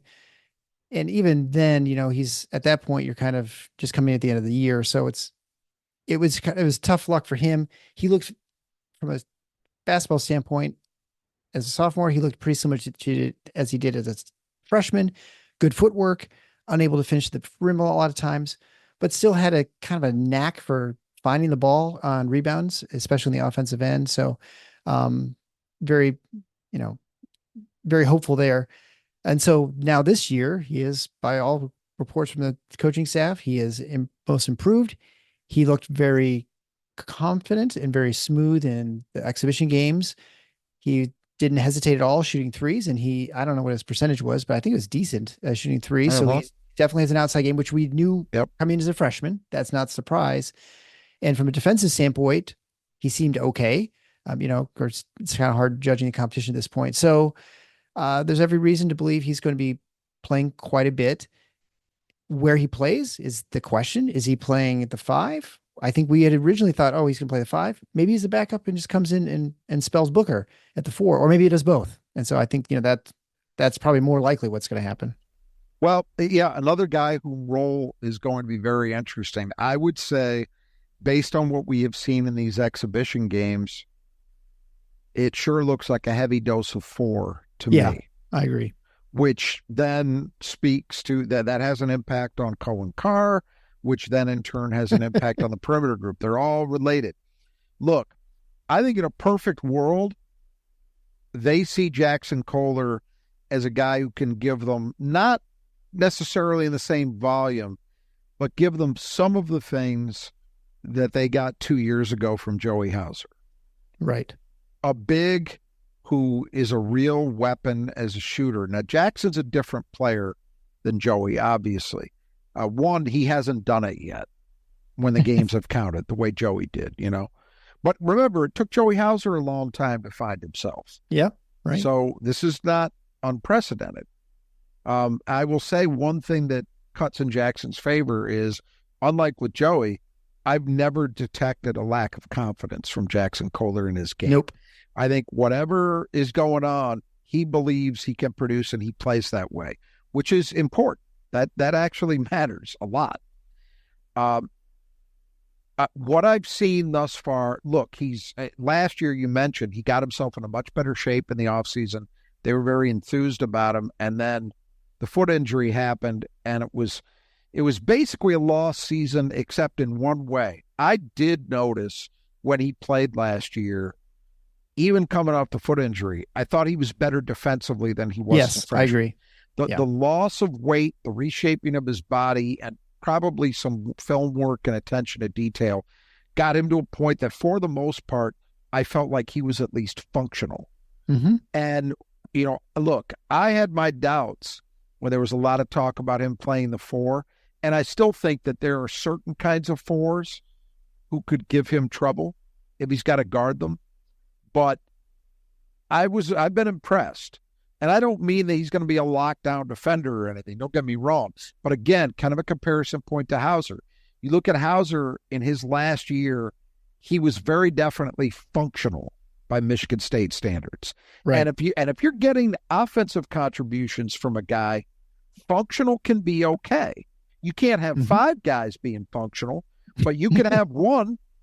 If everybody else is kind of locked in, you can absolutely have one. And I think Jaxon looks to be at a point where he may be able to do that, even as a 4, which I'll admit I didn't hold out a lot of hope. So that I'm impressed by.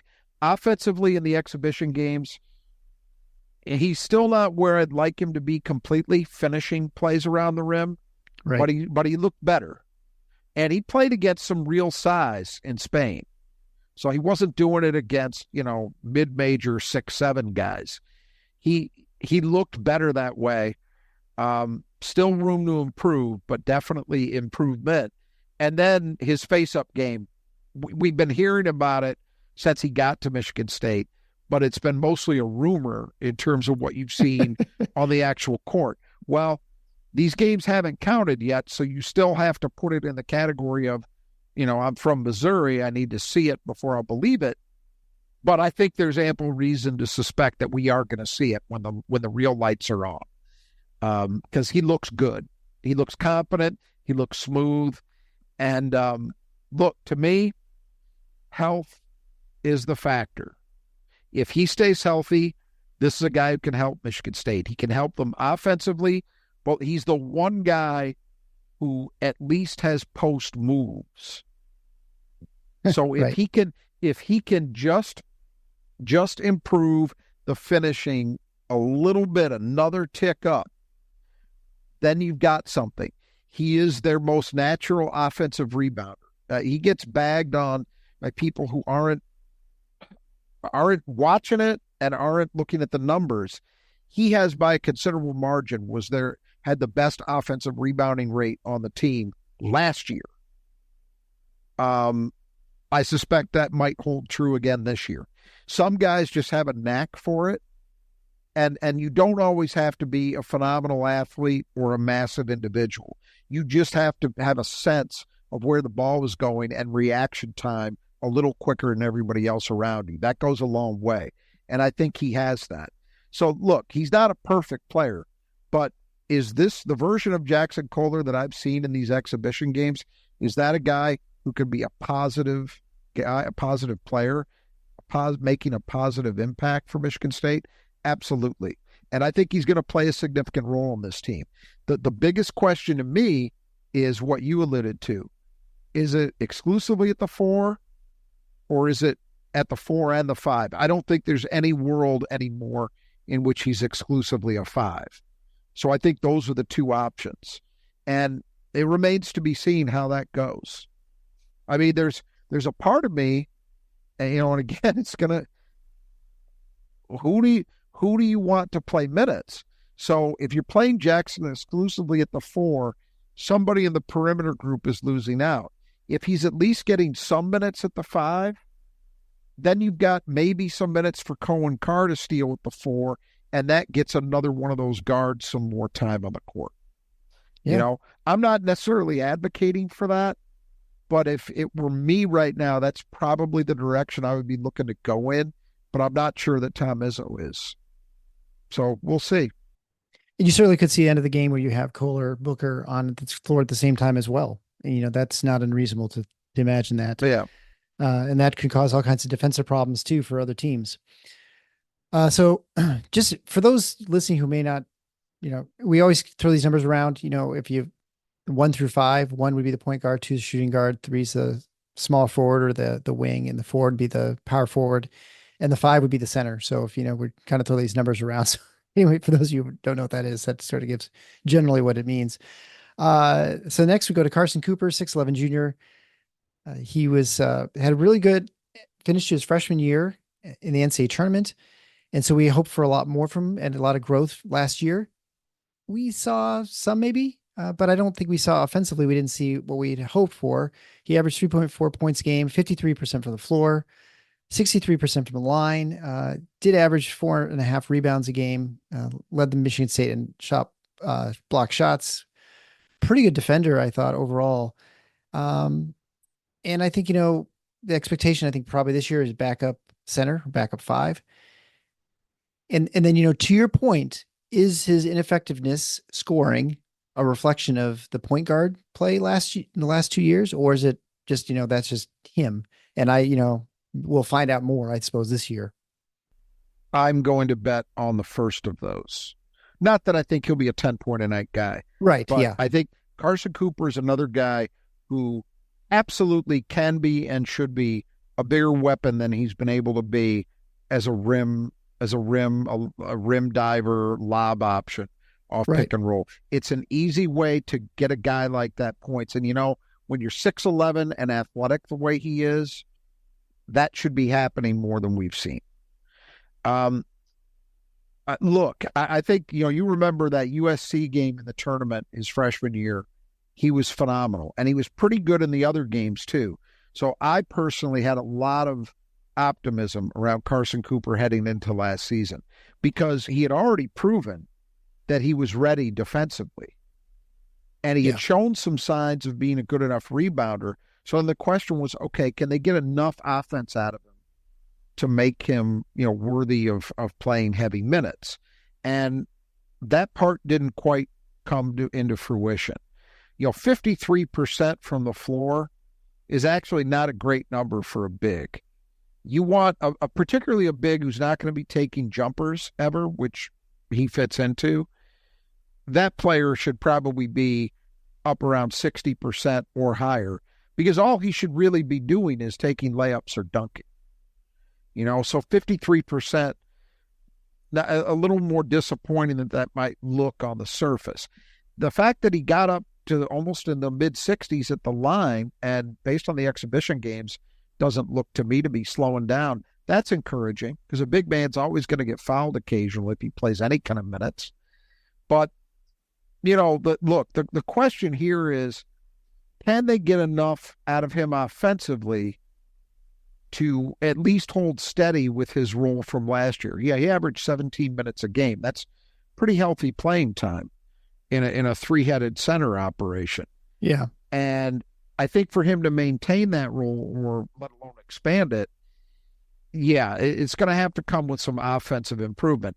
But on the other hand, people who have seen Jaxon Kohler's improvement and they like what they've seen from Zapala, who we'll talk about in a bit, who want to act like Carson Cooper shouldn't play any minutes for this team, are going to be sorely disappointed.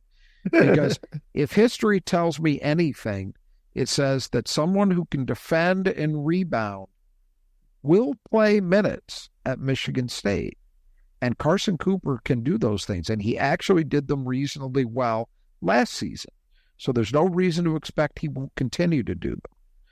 I think, and again, I'm not saying he's going to be, a tremendous scorer by any stretch, but I believe there's another gear offensively there. The question is, do they have the right personnel to unlock it? Because it doesn't have to just come from him suddenly developing better post play. That's great if you can get it, but that's not the only route to it.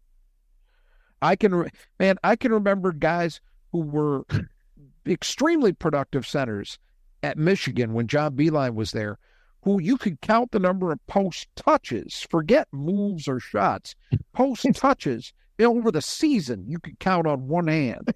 So there are more ways to skin a cat than just one. Yeah. Well, Drew Namick is a good example. I don't remember him being a guy who had a turnaround jump shot or anything. Xavier Tillman is one of the best centers to ever play at Michigan State, under Tom Izzo for sure. Not a ton of post touches. Yeah. For X, So finding a way to unlock those guys in pick and roll is going to be important. And Cooper could be a real beneficiary of that if the point guard play is better. Well, let's move on to our next returning player. My wife's favorite player, Jeremy Fears, 6'1". Now he's, I guess, a redshirt freshman point guard. He was, off to a really good start. As you had expected, there's every indication that he was going to be ready to play, and he was backup point guard, and he looked the part. Averaged 3.5 points a game, shot 50% from the field, only 17% from three, in very, very, very limited volume, 65% from line, but had almost 4-to-1 assist turnover ratio, played really hard, played really good defense. And there's every indication that he was a really good leader. We got that indication before when we first talked to him in our interview, which people can go back and listen to that or watch it. But also from every indication you hear from, the coaching staff and other players, Jeremy Fears is, whenever you hear other players talk about the team, they always mention Jeremy Fears. He's like always stirring the drink, right? So he's always there. And in contrast to AJ Hoggard, he is, by every indication I see, is very much a positive teammate and someone who builds people up, holds himself accountable. And so for a freshman, that's very impressive. He's a guy who seems to be just a winner.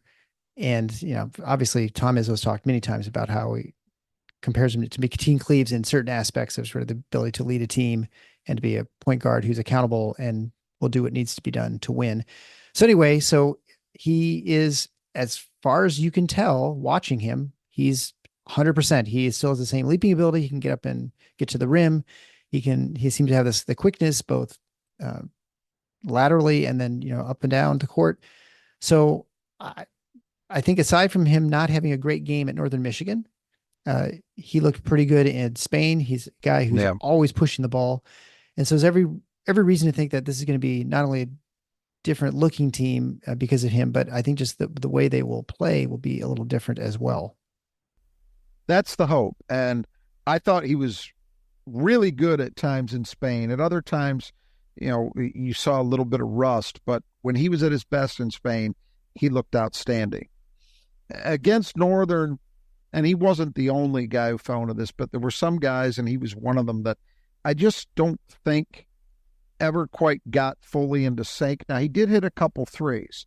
One was kind of a gift where it took a big bounce off the back iron and fell. But the other one was from the corner. It came in the flow of play, and it looked great. Yep. If Jeremy Fears can be even like a low 30s guy from three, which I think is possible, he will be a huge weapon, because he is a guy who, we've seen him do this. He has an ability to get to the rim. His athleticism, I think, was underrated, as you said, seems to have come back more or less fully. He's strong and he's fearless. And I think he is a guy who can live in the lane. That is going to be a big part of what can make this offense be improved, can make it go. It's his ability to get in the lane, cause the defense to contract, to distort, and then kickouts to shooters, or finding opportunities to finish at the basket himself, will go a long way toward making this an improved team offensively. Defensively, he is capable of being an all Big Ten defender. I don't have any doubt in my mind about that. So right now, I think it's really about him continuing to shake the rust off and find his game, kind of the way we were. Look, this is a counterfactual, so we'll never know if I'm right about this. But I am absolutely convinced if that incident with the gunshot doesn't happen, there would have been a point in Big Ten play that Jeremy Fears would have been the starting point guard. Yeah, I think you're right. And I think Michigan State would have been better for it, because everything I saw from him up until the point he went out was positive. Everything. The way he played, the way the team played, the way he pushed the ball, the way he defended, the way he led, it was really, really impressive. And so I expect we're going to see that Jeremy Fears this year. I don't know whether it's going to be right off the bat, but I don't think it'll take very long if it isn't.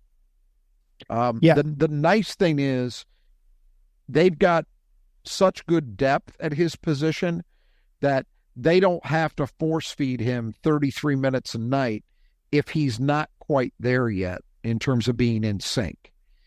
They've got other options. That's a really fortunate position to be in. And the fact that you don't have to force anything means they can let it happen when it's ready to happen and not before. I think, watching the team, they looked a lot more like we expected Michigan State to look last year, with a much, more punishing up and down fast court transition. In Spain, they absolutely did. Yeah. I was very disappointed with the break against Northern, and part of it, honestly, was Jeremy not pushing the ball the way I've seen him push it before. So we'll just hope that we can chalk that up to, one kind of off day where people weren't in sync. And it was a weird game. There was all the buildup around it. Yeah. They were playing guys. The rotations were functioning with hockey line changes in a way that I do not think we will see in the regular season. I'd be shocked if we do. And then you had like Frankie Fidler got into immediate foul trouble. You just, even within the playing groups as they were situated, it was distorted because of the situations that unfolded in the game. Now, I'm not trying to make excuses for him. I'm just saying there are some reasons why I could see that he would have been out of sync.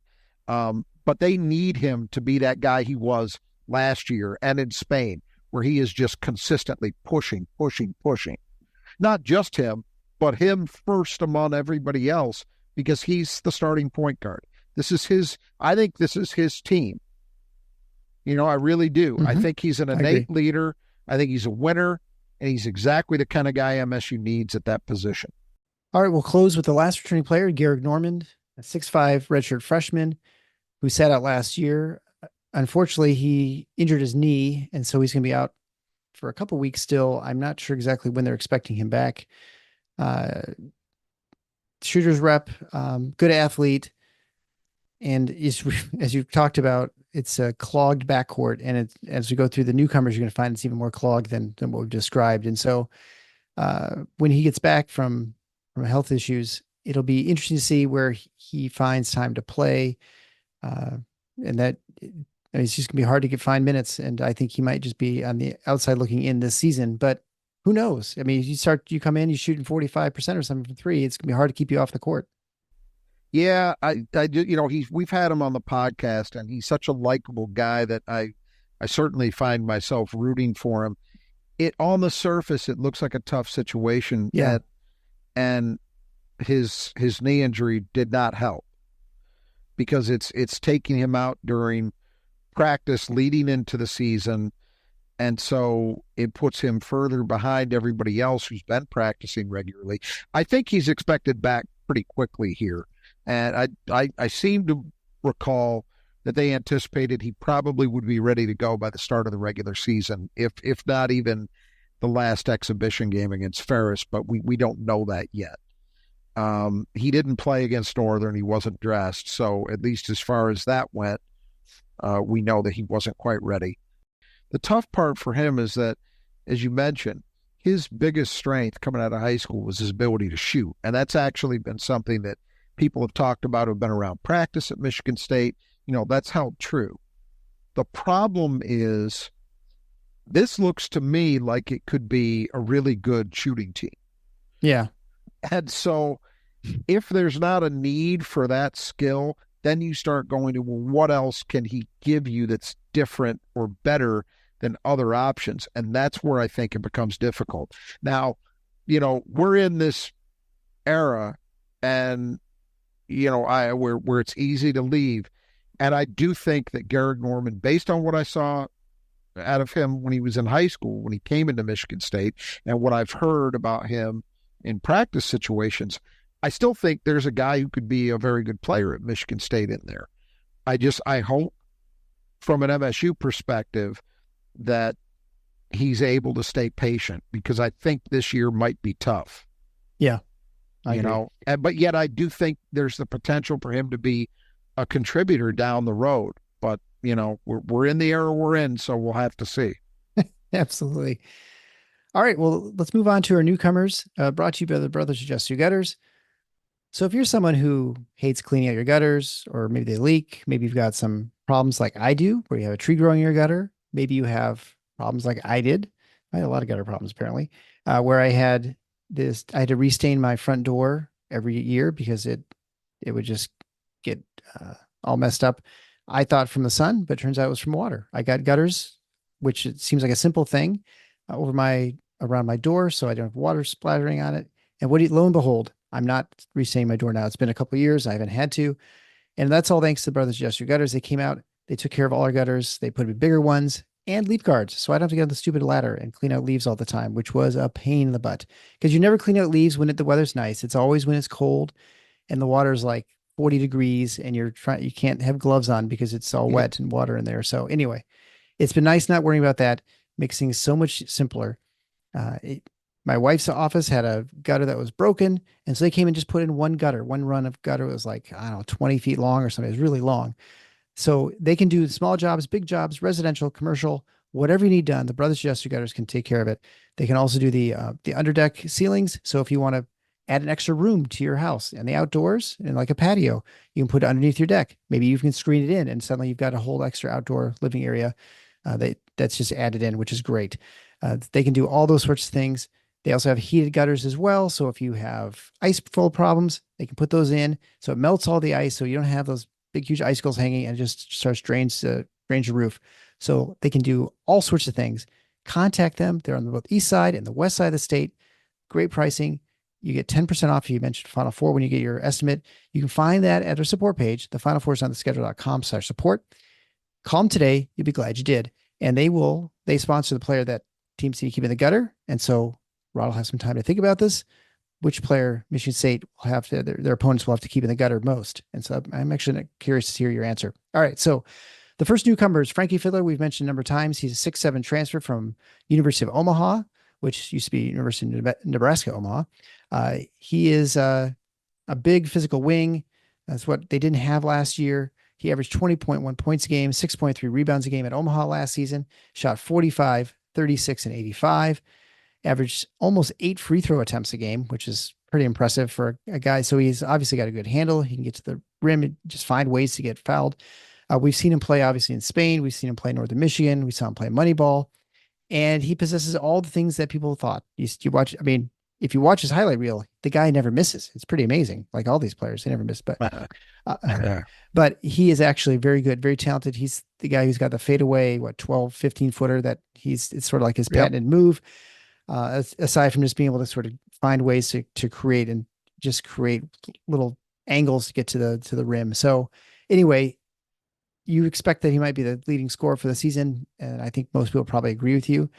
So he's a big addition to the team. He's obviously here just for a year. What more do you want to say about Fidler? Well, you mentioned the different ways he can score, and that's where I start with him. What Michigan State did not have last year was a guy who could do it in all the different ways that Frankie Fidler can. So he shot 36% from 3 last year, and actually what we've seen of him in the exhibition games, at least, I wouldn't be surprised if he might even be able to better that a tick at Michigan State. He looks to me to be a very good shooter. Mm-hmm. Like his release is smooth. Obviously at 6'7", he's going to be able to get his shot more or less when he wants. I think he can be a weapon from 3. But what separates him, I go back to that Spain trip, the first game, very close. Very well-played game. From what we gathered from the gentleman, and I'm drawing a blank on his name, who organized the trip and pulled those players on the Spanish team together, he had said that the Madrid team was very, very good. And that game was tight at the end, and Michigan State went to Frankie Fidler kind of on the wing, and he got himself off the dribble into a post-up position, and then he used his body to back the defender down 2 different times until he created enough space to be able to get off. It was about, as you mentioned, like a 10 to 12-foot bank shot that nailed and helped seal the win for Michigan State. It was probably the biggest offensive play of the game. And it was beautiful, because Michigan State has not had anybody capable of making that play for quite a while. I got to think about it. I mean, Aaron Henry maybe a little bit? Well, Aaron Henry is actually a good call. I was going to go all the way back to Denzel Valentine, but you might be right. Aaron Henry is actually a pretty good call, because Aaron certainly had the physicality and the ability to finish mid-range shots. So that was really eye-opening for me. Sure, it wasn't a surprise, because I kind of knew he had those elements, those kind of crafty physical elements to his game. But to see it in a big moment against a pro, that was impressive. As I say, he could shoot from the perimeter. The ability to get himself to the rim and draw contact, I think, is going to be huge.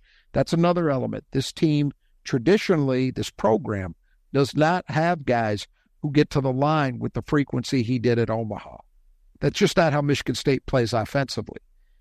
I don't expect him to average 8 free throw attempts per game. I'll be doing somersaults if he does, but I don't expect quite that.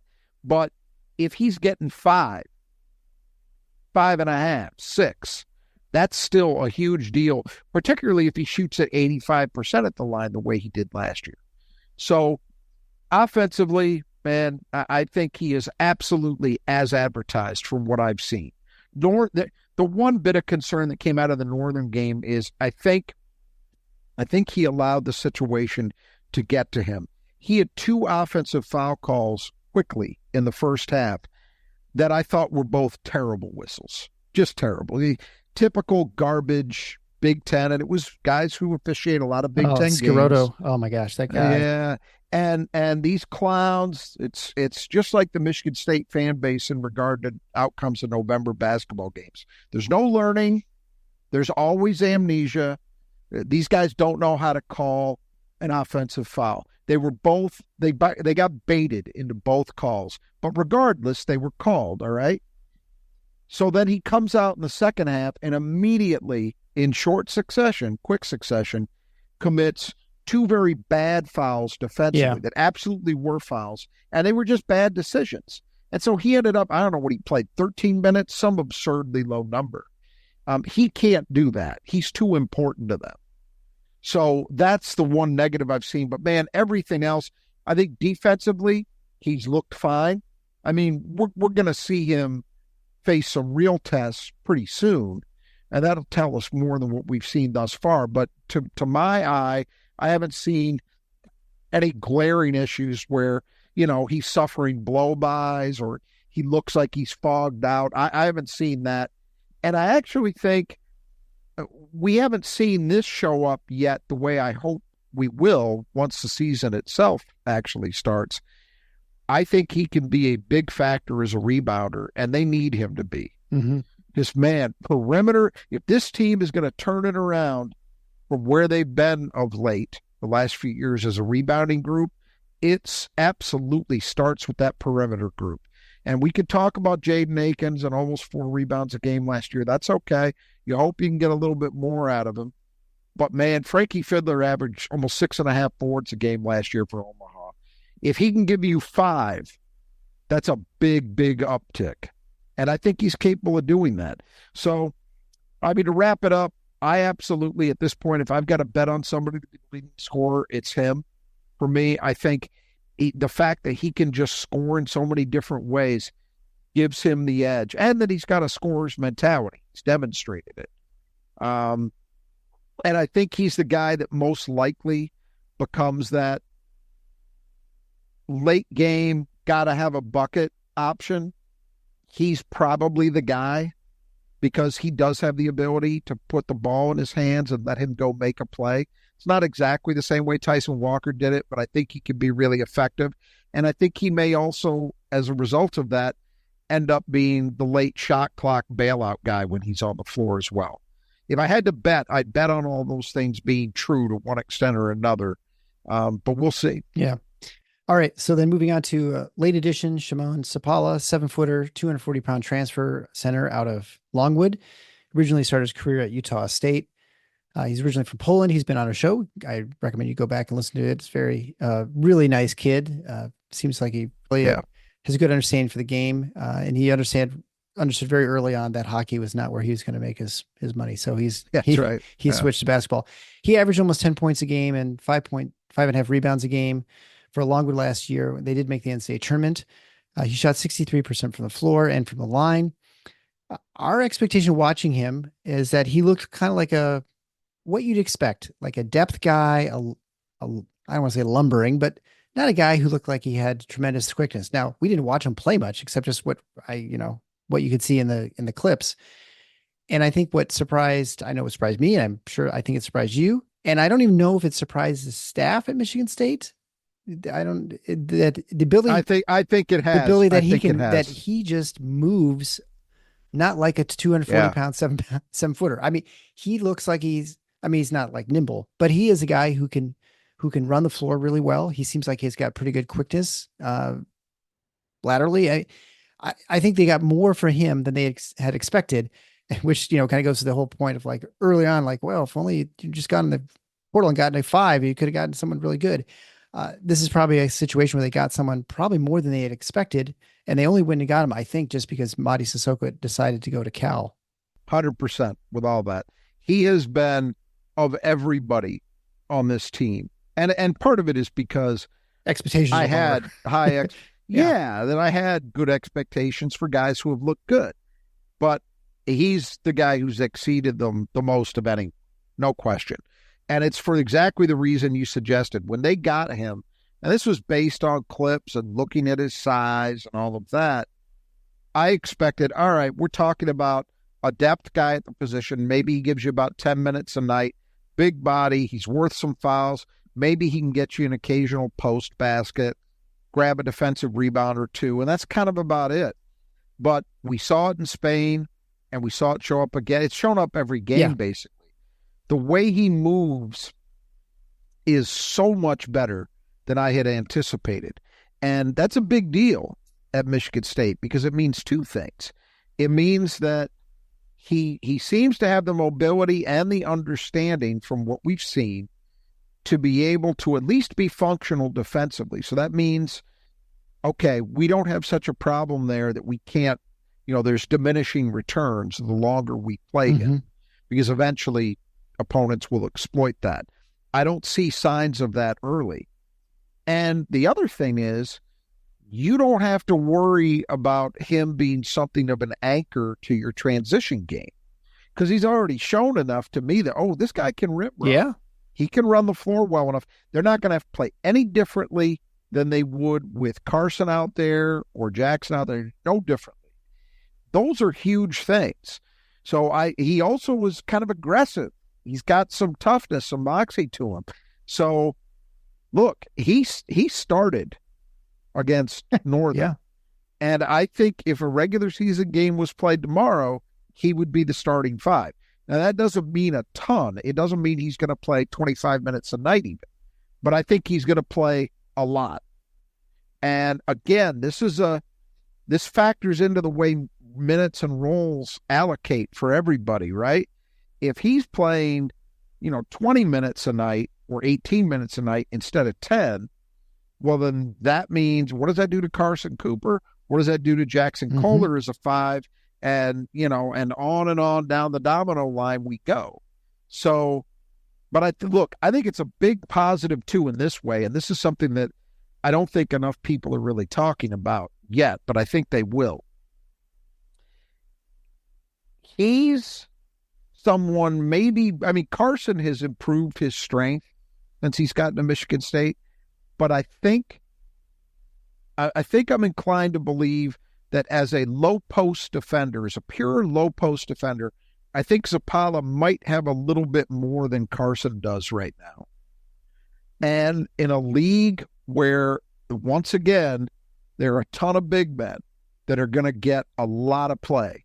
I mean, you just look up and that we know Purdue's going to have somebody 7'9" out there doing it. Indiana has transfer Balu and Renault too, that are going to be a big part of it. Michigan brought in the kid Golden from FAU, on and on we go. To have that card to play, Michigan State has not had that for the last couple of years. Mahdi was very strong, and Mahdi maybe was able to play a little bit bigger than he is. 6'9" still. He was basically 6'8", 6'9". Yeah. Zapala's 7 feet, and he's solid. That's a different kind of card to play. I'm not saying it's a huge, massive deal, but it's a card to play that they really haven't had. I mean, Marcus Bainham, because of his length, could be effective down there, but even he had problems at times against, big, strong post players, right? You could kind of blast him into spots he didn't want to be in physically. I don't know that you'll be able to do that all that easily with Zapala. So that's another element I think is worth keeping an eye on early on to see if that plays out. If he can be an option, if they're facing somebody that's really wearing them out on the blocks. But I like him, and I think he's going to contribute a lot more than I thought initially. I'm not saying superstardom, but solid, reliable contributor in a positive way. Yeah, I think we've seen enough to suggest that may be the case. All right, then let's talk about the freshmen coming in, high school recruits. Start with Jace Richardson, 6'3" combo guard, a son of, obviously, Jason Richardson, former MSU great and previous best dunker in Michigan State history. Yeah, I'm still in the best dunker. Coen's got to get some dunks in games that really mean something. Yeah, the one at Michigan was pretty Jason. Sweet. That was a pretty good one. Yeah, but I can trot out a long list of Jason Richardsons. Anyway. Yeah, so I think a little surprising to me, maybe not to you as much, but he is looked very confident. He looks very comfortable handling the ball in what we've seen in the preseason games. And from a physical aspect too, he looks like he belongs on the floor. He doesn't look, really skinny or anything like that. And has an element of athleticism, certainly nothing like, Coen Carr or his dad. He's also, only 6'3", but in ability, he's quick and he can get up to the rim if he needs to. So he is going to cause some clogging in that backcourt. I mean, he's definitely going to be a guy. He's going to be tough to keep off the floor because he hands the ball well, and he seems to make good decisions when he's out there in transition. I hate to say this because I don't want to jinx anything, so I'm knocking on wood as I say it. What I've seen from him in all these exhibition games, I have not seen a single area of his game that looks like any kind of weakness to me. Well, I didn't mention shooting. Yeah, that's too. For a freshman, that is remarkable. Yeah. Look, I knew his reputation, and I got to watch him play a little bit of high school basketball last season because his team had, unfortunately, I think to his detriment, he shared the floor with the Boozer twins. The one who played a lot of point guard, I absolutely despise his game. I can think of few players that I've hated more for the way they play. I have no idea what he's like as a person, sure. But anyway, it's relevant to what we're talking about here because of the fact that clown had dibs on the point guard spot. It meant Jace played off the ball a lot more. But man, there were times where Boozer was sitting and Jace ran the show, and you could see it. He doesn't do anything flashy. He's the last guy that you would look to pull off a behind the back pass in transition for a dunk. That's not Jace Richardson, but man, consistently he makes the right decision. He makes the right choices. And that is an undervalued, I will contrast him with the guy who was the previous occupant of that position. And the difference is glaring. He makes good decisions almost all the time. So I kind of knew that from watching him. That part of him has not surprised me. The knock on Jace was that people said he wasn't yet a great shooter. He was okay. Boy, yeah, I don't believe. Yeah. What we've seen at Michigan State thus far does not look like that. I mean, look, this stuff has ebbs and flows to it, and I'm sure there's going to be stretches where he might struggle to put one down.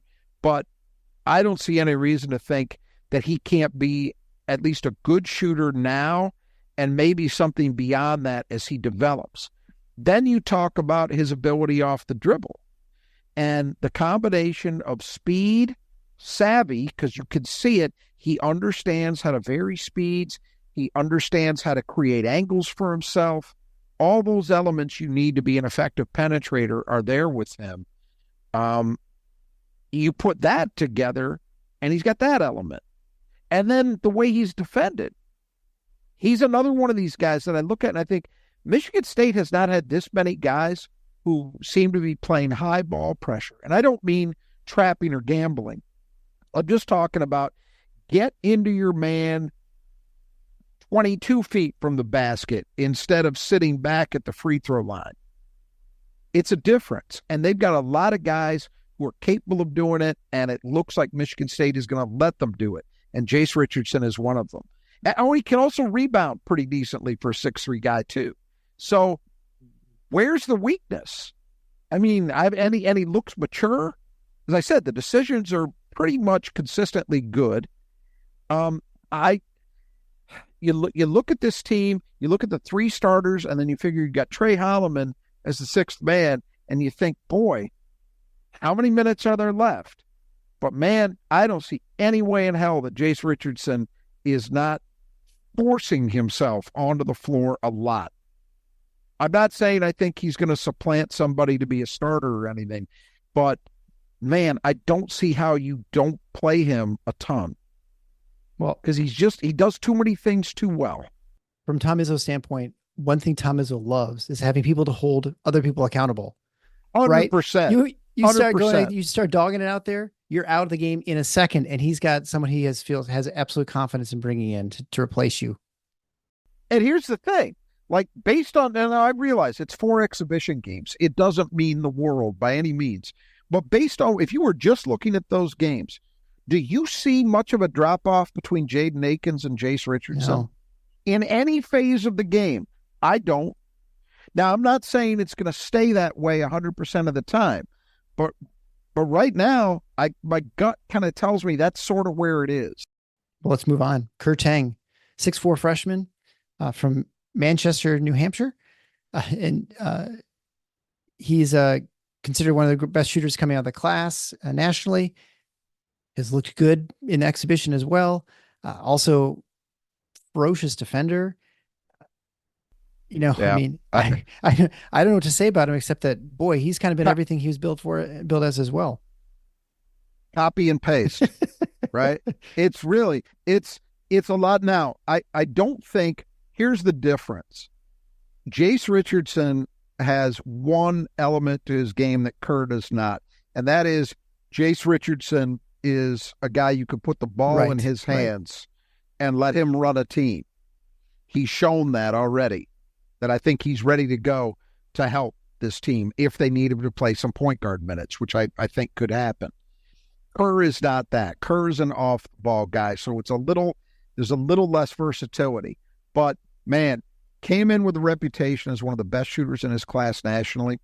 What I've seen over those 4 games kind of looks like that. You know, he's shown, one of the other things people talk about with him is, hey, this guy has a play tough, play hard mentality, which you don't always get with shooters. And, boy, we've seen that. We've seen it show up defensively. Yep.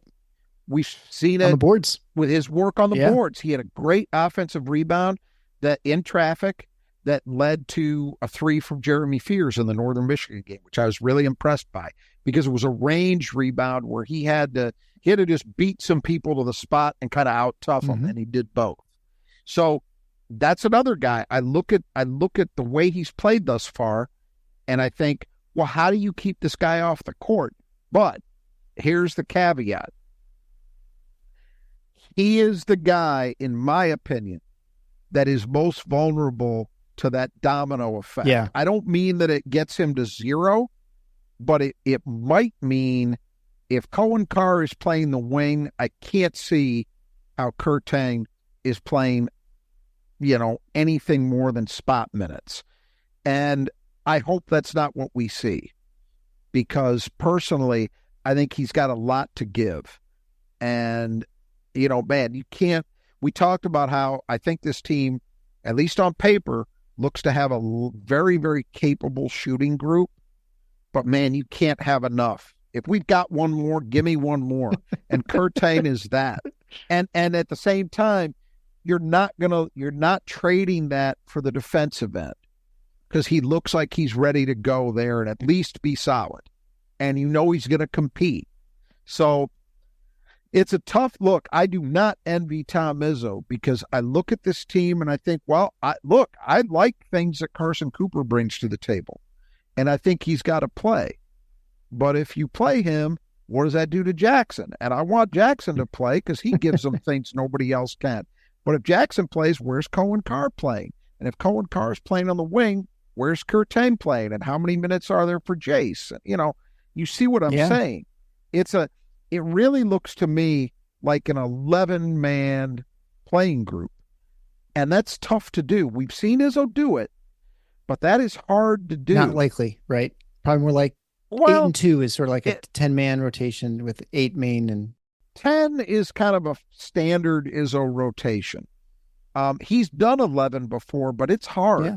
And, the response to all of this problem is, look, at some point somebody's getting hurt. Right, yeah. So this will sort itself out. That might be the case. Probably is, at least to some extent. We hope not much. But it does concern me a little bit because, as I say, just based on what I've surmised, the guy who seems most vulnerable to that is Kerr. And I don't like that, because I think everything he's shown is, well, this is a guy who deserves to play because he can help you right now. He doesn't need time, minutes to find himself. right now, today, Kurtan can go out and play winning basketball in the Big Ten. We'll close with new players with the last freshman, Jesse McCullough, 6'11", big from Cleveland. Nice kid. We had him on our show as well. Yep. He's got a little bit of a perimeter game, which usually don't exhibit that for a couple of years in the Michigan State's, system. Yes. However, a guy probably needs to put on a little bit of, get a little bit of weight, I think, and probably a little stronger, but every reason seems like a coachable kid, seems like a kid who's going to be a very, very capable person down the stretch, but probably not so much this year. Just we've already been talking about minute problems, and now you throw another guy in the mix. Yeah, I don't see it, but I will say this, and they haven't been like super loud moments, but he's flashed in these exhibition games. To me, I think he's shown that maybe he moves a little better than some people suspected he did. We know from his high school career that he's capable as a shooter, so I think that's in there. When I watched him in high school, I watched him play a little AAU, and one thing I was struck by is he was an active talker defensively. Mm-hmm. That's an important thing at Michigan State that often goes unnoticed. Tom Izzo wants his guys on the back line, the big men, to be talking to their teammates, what they're seeing, getting guys in the right position where they need to be. If you think about the elite defensive big men or the elite defensive teams that Michigan State's had, they've usually got somebody on that back line who's vocal. And I actually saw Jesse McCullough do some of that in AAU, which you don't often see. So I think there's a player in there. I really do. I think it's going to take some time. The role is not an obvious one that's there for him this year, but you just hope that there's patience. We see development come along, and then maybe this time next year we're talking about a guy who's at least ready to get into the rotation. Yeah, I think we see McCullough. We're probably looking at some serious, significant injuries on the team at this point, so we'd probably rather not have an opportunity to see him this season too much.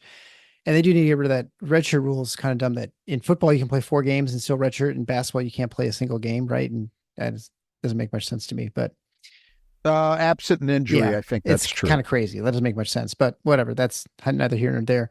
I'm going to let you think for a second about which player you think other teams need to focus on and to keep in the gutter for Michigan State. Well, I tell you right now. Well, you got to wait a second. You got to wait a second. Well, you got an ad? You're saying that's a segue? Yeah, there's a little segue here, my friend. Try and work with me here. So we can stay on the air thanks to the great patron supporters. At the Mateen Cleves level, you can find ways of doing this, obviously, going to support page at finalfoursontheschedule.com/support. So Mateen Cleves level, Bill Church, Brian O'Donnell, Michael Bosnick, Chad Hickey, and Mike Huntoon. Draymond Green supporters, Adam Walzak, Dan Rankin, James Benton, Jim L., David Brame, Paul Marsh, Scott Driscoll, and Daniel Dranak, and all the Scott Scout supporters on Patreon, as well as those on Substack, Rich Wegenheim and Kenneth Cremett. You can also do one-time gifts via PayPal or Venmo, whatever floats your boat. We're also always looking for sponsors for the show. You're more than welcome to reach out to us.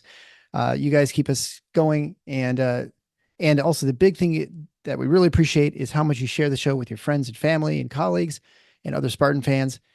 Make sure you continue sharing it. This is a top 100 basketball podcast in America, which we take a lot of pride in. Part of that's obviously because Michigan State's a successful basketball program, but I'm talking about top 100 in all podcasts. That includes NBA and other, schools like Duke and North Carolina. So kudos to you and to Spartan fans everywhere for making that part of us. So make sure you continue sharing the show. Go on your podcast player, leave a 5-star written review. We really appreciate that. It really makes a big difference. All right. Now you've had even more time to think about it. Have you changed your mind? Frankie Fidler. So yeah, he's going to be the focus. I figured that would be your answer, but I thought, maybe sometimes a point guard or something like that. So, so brought to you by the Brothers Jester Gutters. Again, if you want to reach any of our sponsors, you can go to the Final Fours on the schedule.com/support. You can find links to all our sponsors in addition to ways to support the show. All right. So overall, we've seen the exhibition games this summer, this fall. We've seen some things that we didn't expect. Zapala has emerged as the probable starter from the 5. Fidler looks what he's advertised. Akins, what he's going to be. And then I think, the freshmen have been very, very impressive with Richardson and Tang. So I guess, what do you think overall from this team? What do you expect from Michigan State this year? When you initially made these lists back in, I don't know, 2022 or whatever it was, before we had to go through the 18 teams in the Big Ten, you had to rank them 1 through 18. You set on Michigan State ending up 5th in the Big Ten. I guess the first question is, do you still think you have them 5th? And then you still think that's where you want them? Yeah, it is. And that doesn't mean very much because as we've talked about, I mean, you can put, I was saying this the other day, and I think I may have even said it in this podcast. We picked Minnesota 18th, right? Yeah. They were dead last. Minnesota has, I think, without question, a top 15 player in the Big Ten in Dawson Garcia. Right. And that might be underselling him. He might be top 10 or even top 5. That's possible. So when that's your last place team in an 18-team league and they've got a guy like that, that means they're capable on a given night of beating somebody. Right. Because in basketball, sometimes you can ride a great player to a win. You can't do it consistently to have a winning season, consistently enough, but you could do it occasionally.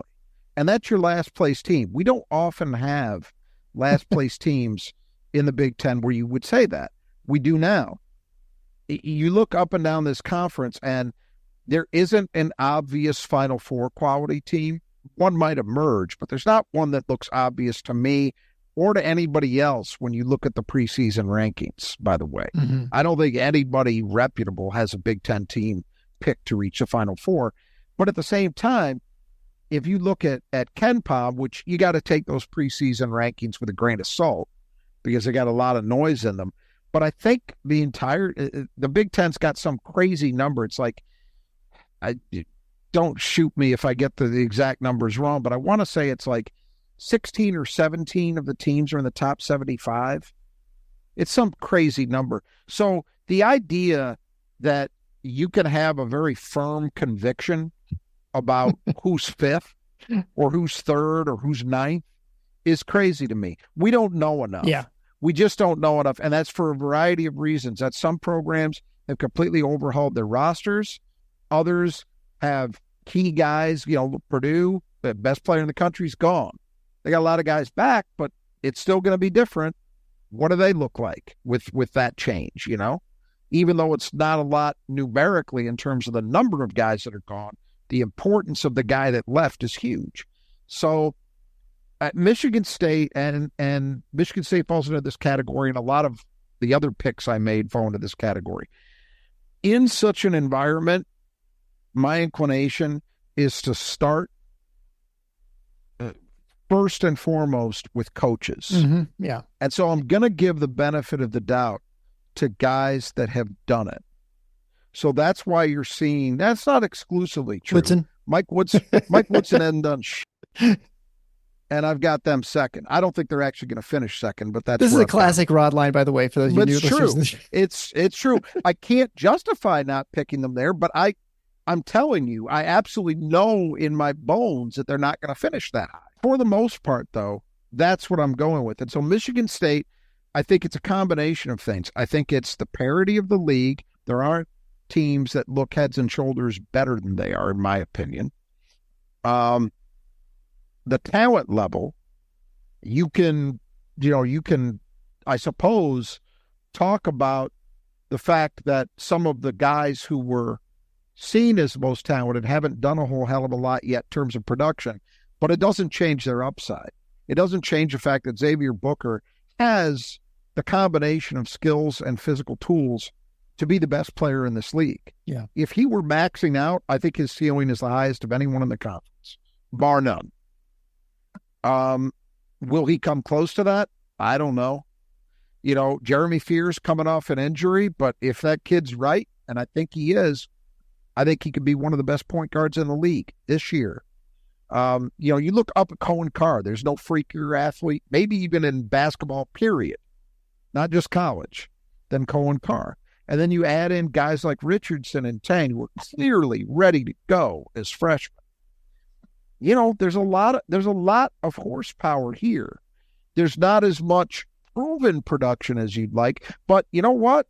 We saw that sometimes even proven production doesn't produce the way you think it will. Right? Yeah. And then in addition to all of that, the horsepower that I think is there, then I go with Tom Izzo. And, look, it's funny. I don't usually like to even give these kind of dips more credit than they're due by even mentioning them. But I will in this case. There's a guy who used to be a writer. I don't think he is anymore. I guess I don't follow it closely enough to know for sure. At one of the Michigan sites, who got a little play on Michigan State boards the last couple of days, talking about how, Dusty May's here now. And I talked to some knowledgeable basketball person, who the hell knows who that is. Not someone at Michigan, obviously. Dusty May's taking them to multiple Final Fours in the next 10 years. He'll win a Big Ten title within his first 3 years. And if Izzo sticks around for a while, he's going to run circles around him before it's over. And I thought to myself, where have I heard this before? Oh, that's right. I've heard it with every single coach Michigan has hired since Tom Izzo took the job. And how true has it been? Never. Never. And it's still the case. And you could talk about, well, ever since COVID, they've underachieved, blah, blah, blah. Yes, by his program's insanely high standards, that is true. But he's made the NCAA tournament every year. He's got a Sweet 16 in those 4 years. And he's won tournament games in 3 of the 4 years.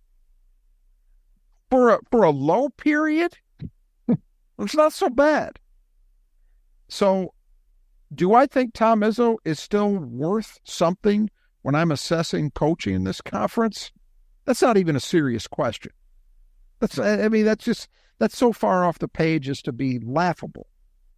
So that's why I've got him 5th. It's the combination of those things. But the last one is the most important, because I think he likes this group, and he always says he likes this group, but I think he really does this year. It's a team that seems to have some of the kinds of characters that I know, having watched his entire career at Michigan State, that I know resonate with him. And I think some of the kind of characters that he doesn't really love are gone. Mm-hmm. Yep. And so I think that's going to all make a difference. And I think Michigan State will be competitive. Look, I think there's a world where they can win the Big Ten. I really do. That may look insane when this is all said and done, but I do believe that. That's possible in this Big Ten because there is no heavyweight. But I'm playing it. I'm not saying I'm playing it conservatively. I'm playing it the way I think there are going to be some ups and downs and bumps in the road, because you're talking about guys who are almost all playing different roles than they were a year ago, right, or are entirely new to the program. And so it's reasonable to say, well, they might not be able to find as much consistency as they would like, and so that would add up. 5th would be a reasonable kind of spot to put them in. But I'll also say this. I think that, as is almost always the case, I think there's a pretty good chance that come March, this team is pretty damn good. Yeah, I tend to agree with that assessment. And I think this team's, I don't think we know what the ceiling is for this team. And I don't think we will know for quite some time, which is encouraging. You can't know that, because so many of the key guys haven't done it in the roles they're going to be in. And so many of those guys have ceilings that are, frankly, are through the roof. You don't know where they're going to get to yet. All right. So let's talk briefly about, what are the keys for the season? We always do keys of the game. We're going to talk just about keys of the season for the Spartans. What would your number one key to year be? Well, the one I started with, I'm not sure that these are in order of importance. They shouldn't be taken that way. But the first thing I settled on was roles. And we've kind of been talking about this a lot anyway. I think MSU needs to have players emerge and settle into consistent roles within the team structure. So what I mean by that is, first, I do think it matters that you identify who your best options are when the going gets tough. Yep. When you need a basket, I think you've got to know where your option one is. Doesn't mean he's always going to be the guy who does it, but you need to know who that guy is, if for no other reason than to force the defense to pay attention to that. Because sometimes that creates an opportunity for someone else, right? So I think that, and then I think, again, how are you getting your best players, your best options on the court as much as possible? And that's a very difficult situation with this team. Because I think, one of the strengths is clearly its depth. I think there are a lot of guys. I feel pretty good in one way or another about the top 11 guys we talked about. But are there guys who separate enough to make for the kind of rotation you ideally want to have? Where, all right, we know this guy is one of our two best offensive options, and we know he's going to play in the high 20s, and that allows this other guy to settle in and go full tilt when he gets on the floor for his 12 or 14 minutes a night. Do they sort out, or is it one day it's this guy, the next day it's that guy? I don't think this can be a 2024 Detroit Tigers. I don't think that works. So settle into roles, a rotation. We talked about it before the NMU game, right? That we were kind of hoping, well, maybe we'll start to get a hint of what at least the early season rotation looks like. And we didn't get any of that. It was hockey line changes. So that's still yet to be determined. But I think it's got to be determined. For sure. I think we'll have it. I mean, I think by the time the Champions Classic starts, we'll have two regular season games under the belt. We'll have some idea as far as how that works. So transitioning into the season, what would your number 2 be? That's a good You're segue. welcome. Transition. Yeah. Look, this was a major disappointment area in my mind for MSU last year. It was a team that I thought had all the elements to be a factor consistently running the ball, and they didn't do it. And I keep coming back to it. Starts with your point guard. Well, the guys they've got now, I have a lot more faith in that they are going to push consistently. And I think this team, we say it's always about Michigan State. Man, if you are getting consistently into transition, that is such a huge deal to get easy baskets in the Big Ten, where a lot of teams are going to be capable of playing good, sound half-court defense. And anytime you get points without having to work, that's a huge deal. And we know it's hugely important come tournament time, right? So I want to see growth in that area because I think this team has the personnel to do it. And it's really going to be about mindset. It's also got to be about controlling your defensive boards. But I start with mindset, and that starts at the point. Well, it's really tough going through these keys of the game because I want to keep doing dad jokes every time. So what is your third key of the game? I'll avoid the obvious one here. Xavier Booker. So I will say this. I'll repeat kind of what I said about him and about Jaden Akins earlier. I don't think Book has to be an 18-10 guy, but I do think MSU needs him to be somewhat steady in terms of what they're going to get from him at the 4. That doesn't mean that it's, hey, every time out he's giving you 11 and 6, but you got to have some idea where you don't want to be is riding the roller coaster, which, we used to be the knock on Malik Hall, his predecessor position, right? Yeah. You want to know, all right, I can count on at least getting 8 and 5 out of Book every night. We'd hope for more, and we'll get more sometimes, but there's a floor to what he does. He's not just disappearing in some games. I mentioned this earlier. I think his shooting alone could make this team much harder to guard. But then the question becomes, can he do all the other things that can make him an NBA player? And we'll see. So fourth key of the game you have as leadership, or the team is leadership. And, it's funny because this is a team that, on paper, they're not young. I mean, you've got Akins and not Fidler and incredibly. Zapala, who are all, seniors or super seniors. And yet you have a sophomore and a redshirt freshman also starting on the floor. Well, look, so we figure there's a potentially 11-man playing group, Yep. right? And so almost half of that, we've got 3 sophomores, none of whom played huge minutes last year. Jeremy would have, right, but he didn't. And the other 2 guys played, but not huge minutes. And then you've got 2 freshmen. So that's almost half your playing group. That's freshmen or sophomores who basically are kind of like freshmen. And only 1 junior, right? That's correct. And Trey Holloman, yes. Oh no, Kohler and Cooper, of course. Kohler and Cooper. So 3 juniors and 3 seniors. Yeah. But again, 2 of the seniors are new to the program. So there's not a lot of proven leadership in place. But you know what? I would argue they didn't have that in place last year either.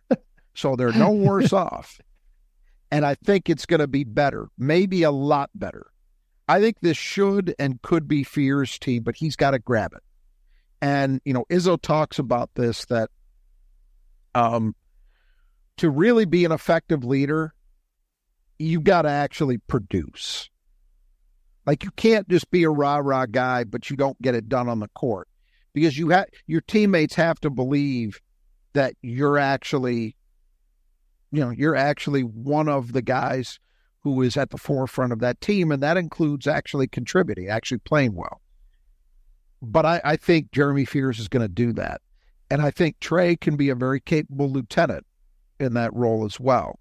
We've seen that at times at Michigan State where they have a couple guys. So I think that potential is clearly there, but we've got to actually see it happen.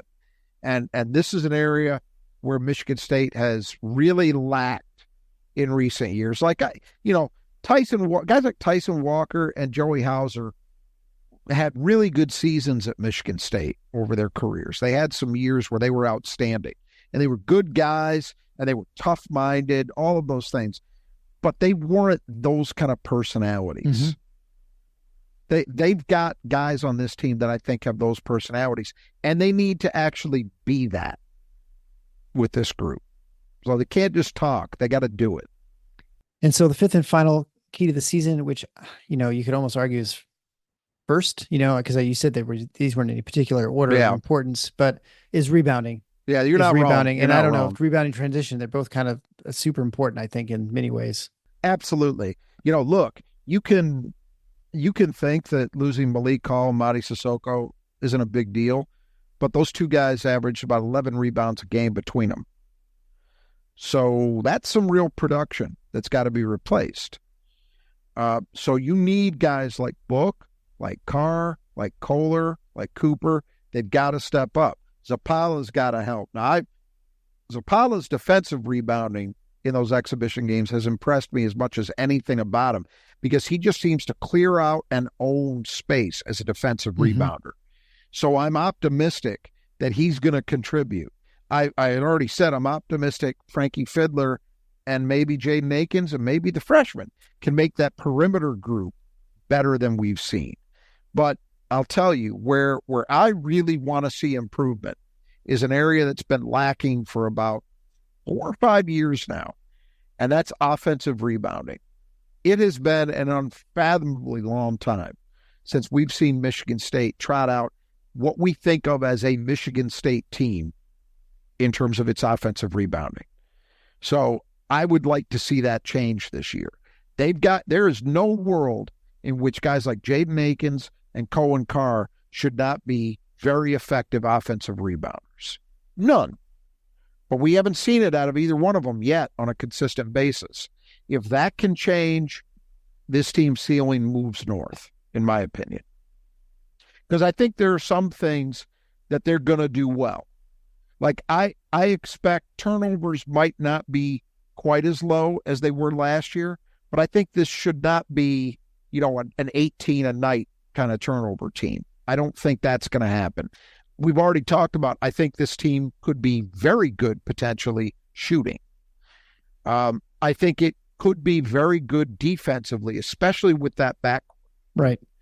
So you add all that up, what's left? You got a board. Well, I look forward to a season, and I'm hoping this is it, where when you're watching television and the commentator, the first thing they talk about the game, keys to the game, Michigan State's ferocious rebounding team. Like, well, they haven't been for quite a while. It'd be nice for that to actually be true, and that you really do have to worry about Michigan State on the offensive boards. Yep, agreed. It's the single biggest component that's been missing the last few years. People could talk about a lot of other things, and to varying degrees, there's probably truth in a lot of them. But man, that as a macro thing, that's a big absence we've been dealing with for a while, and it's got to change. The good news is they've got some guys that I think are capable of it if their minds are right. Yeah, because certainly as we've talked to Coach Mark Garland a number of times, he doesn't give the impression that there's been a different mindset from the coaching staff. It's just that the players, it's almost like a mindset from the players. They have to decide they want to do that. I think I'm not sure I believed him 2 years ago when he said that. But here's the thing. What you could say, which would be accurate, I think, is no, they believe that it still matters as much as they ever did, but they knew they didn't have guys that were capable for whatever reason of executing that. So they had to figure out how to get around it. Yeah. That I believe. All right. Well, I hope you enjoy the season. We're looking forward to it. I have a very high hopes for the season. It looks like it's gonna be a fun one. It's nothing better than getting the packet of season tickets in the mail. That's always my favorite day, just looking through all the tickets and what the ticket design stuff. Just to stop you there for a second, I think you hit, just to kind of put a bow on this, though, I think you used a word that I think is really important, and I totally agree with it. I am looking forward and expecting this year to be something that hasn't been for a while. Fun. Yeah. That doesn't mean it's a championship season. I hope it is. But it seems like an easy group of guys to root for. I think that they're going to do the things and play the way that we as Michigan State fans appreciate and that their coach appreciates. And hopefully, I think there's a lot of reason to think it's just going to be a more enjoyable season, even if they're not able to win a championship of some sort, which I think they could do. Sure. But, I think fun is the operative word. Yeah, and I hope we feel that way in March. Yeah, and that's what we thought we were going to get last year. And it didn't turn out to be, from a transition standpoint, just the way they played. It wasn't a whole lot different than the previous years. But I do really think it's going to be different this year. And so, anyway, I think, and that, like you said, it's more fun. It's just a more enjoyable sort of game to watch. So again, just a reminder, you can check out our support page to find not only that, but other deals we got going on. So this is finalfoursonschedule.com/support. Check out all our great sponsors, the Brothers Just Through Gutters, Squeegee Squad of Grand Rapids, Nudge Printing. Also, we do have a YouTube page. You can make sure you subscribe to that. Many of our interviews are there with all the freshmen. We got all the new players coming in except Fidler. We weren't not able to schedule that before Spain happened, and then the previews happened. So anyway, you got to see Zapala, McCullough, Tang, and Richardson. And we even talk a little bit about college football. Richardson seems like it shows how old I am. I'm trying to remember what the video game is that he was playing, the one that just came out, the college football one. Anyway, EA Sports or whatever, something. I just show my age sometimes. So check out that. We've got a Twitter. You can follow us at TIFNOT68. And we'll be here pre and post every game and occasional updates that happen throughout the year. So until next time, the Final Four is on the schedule. Go green.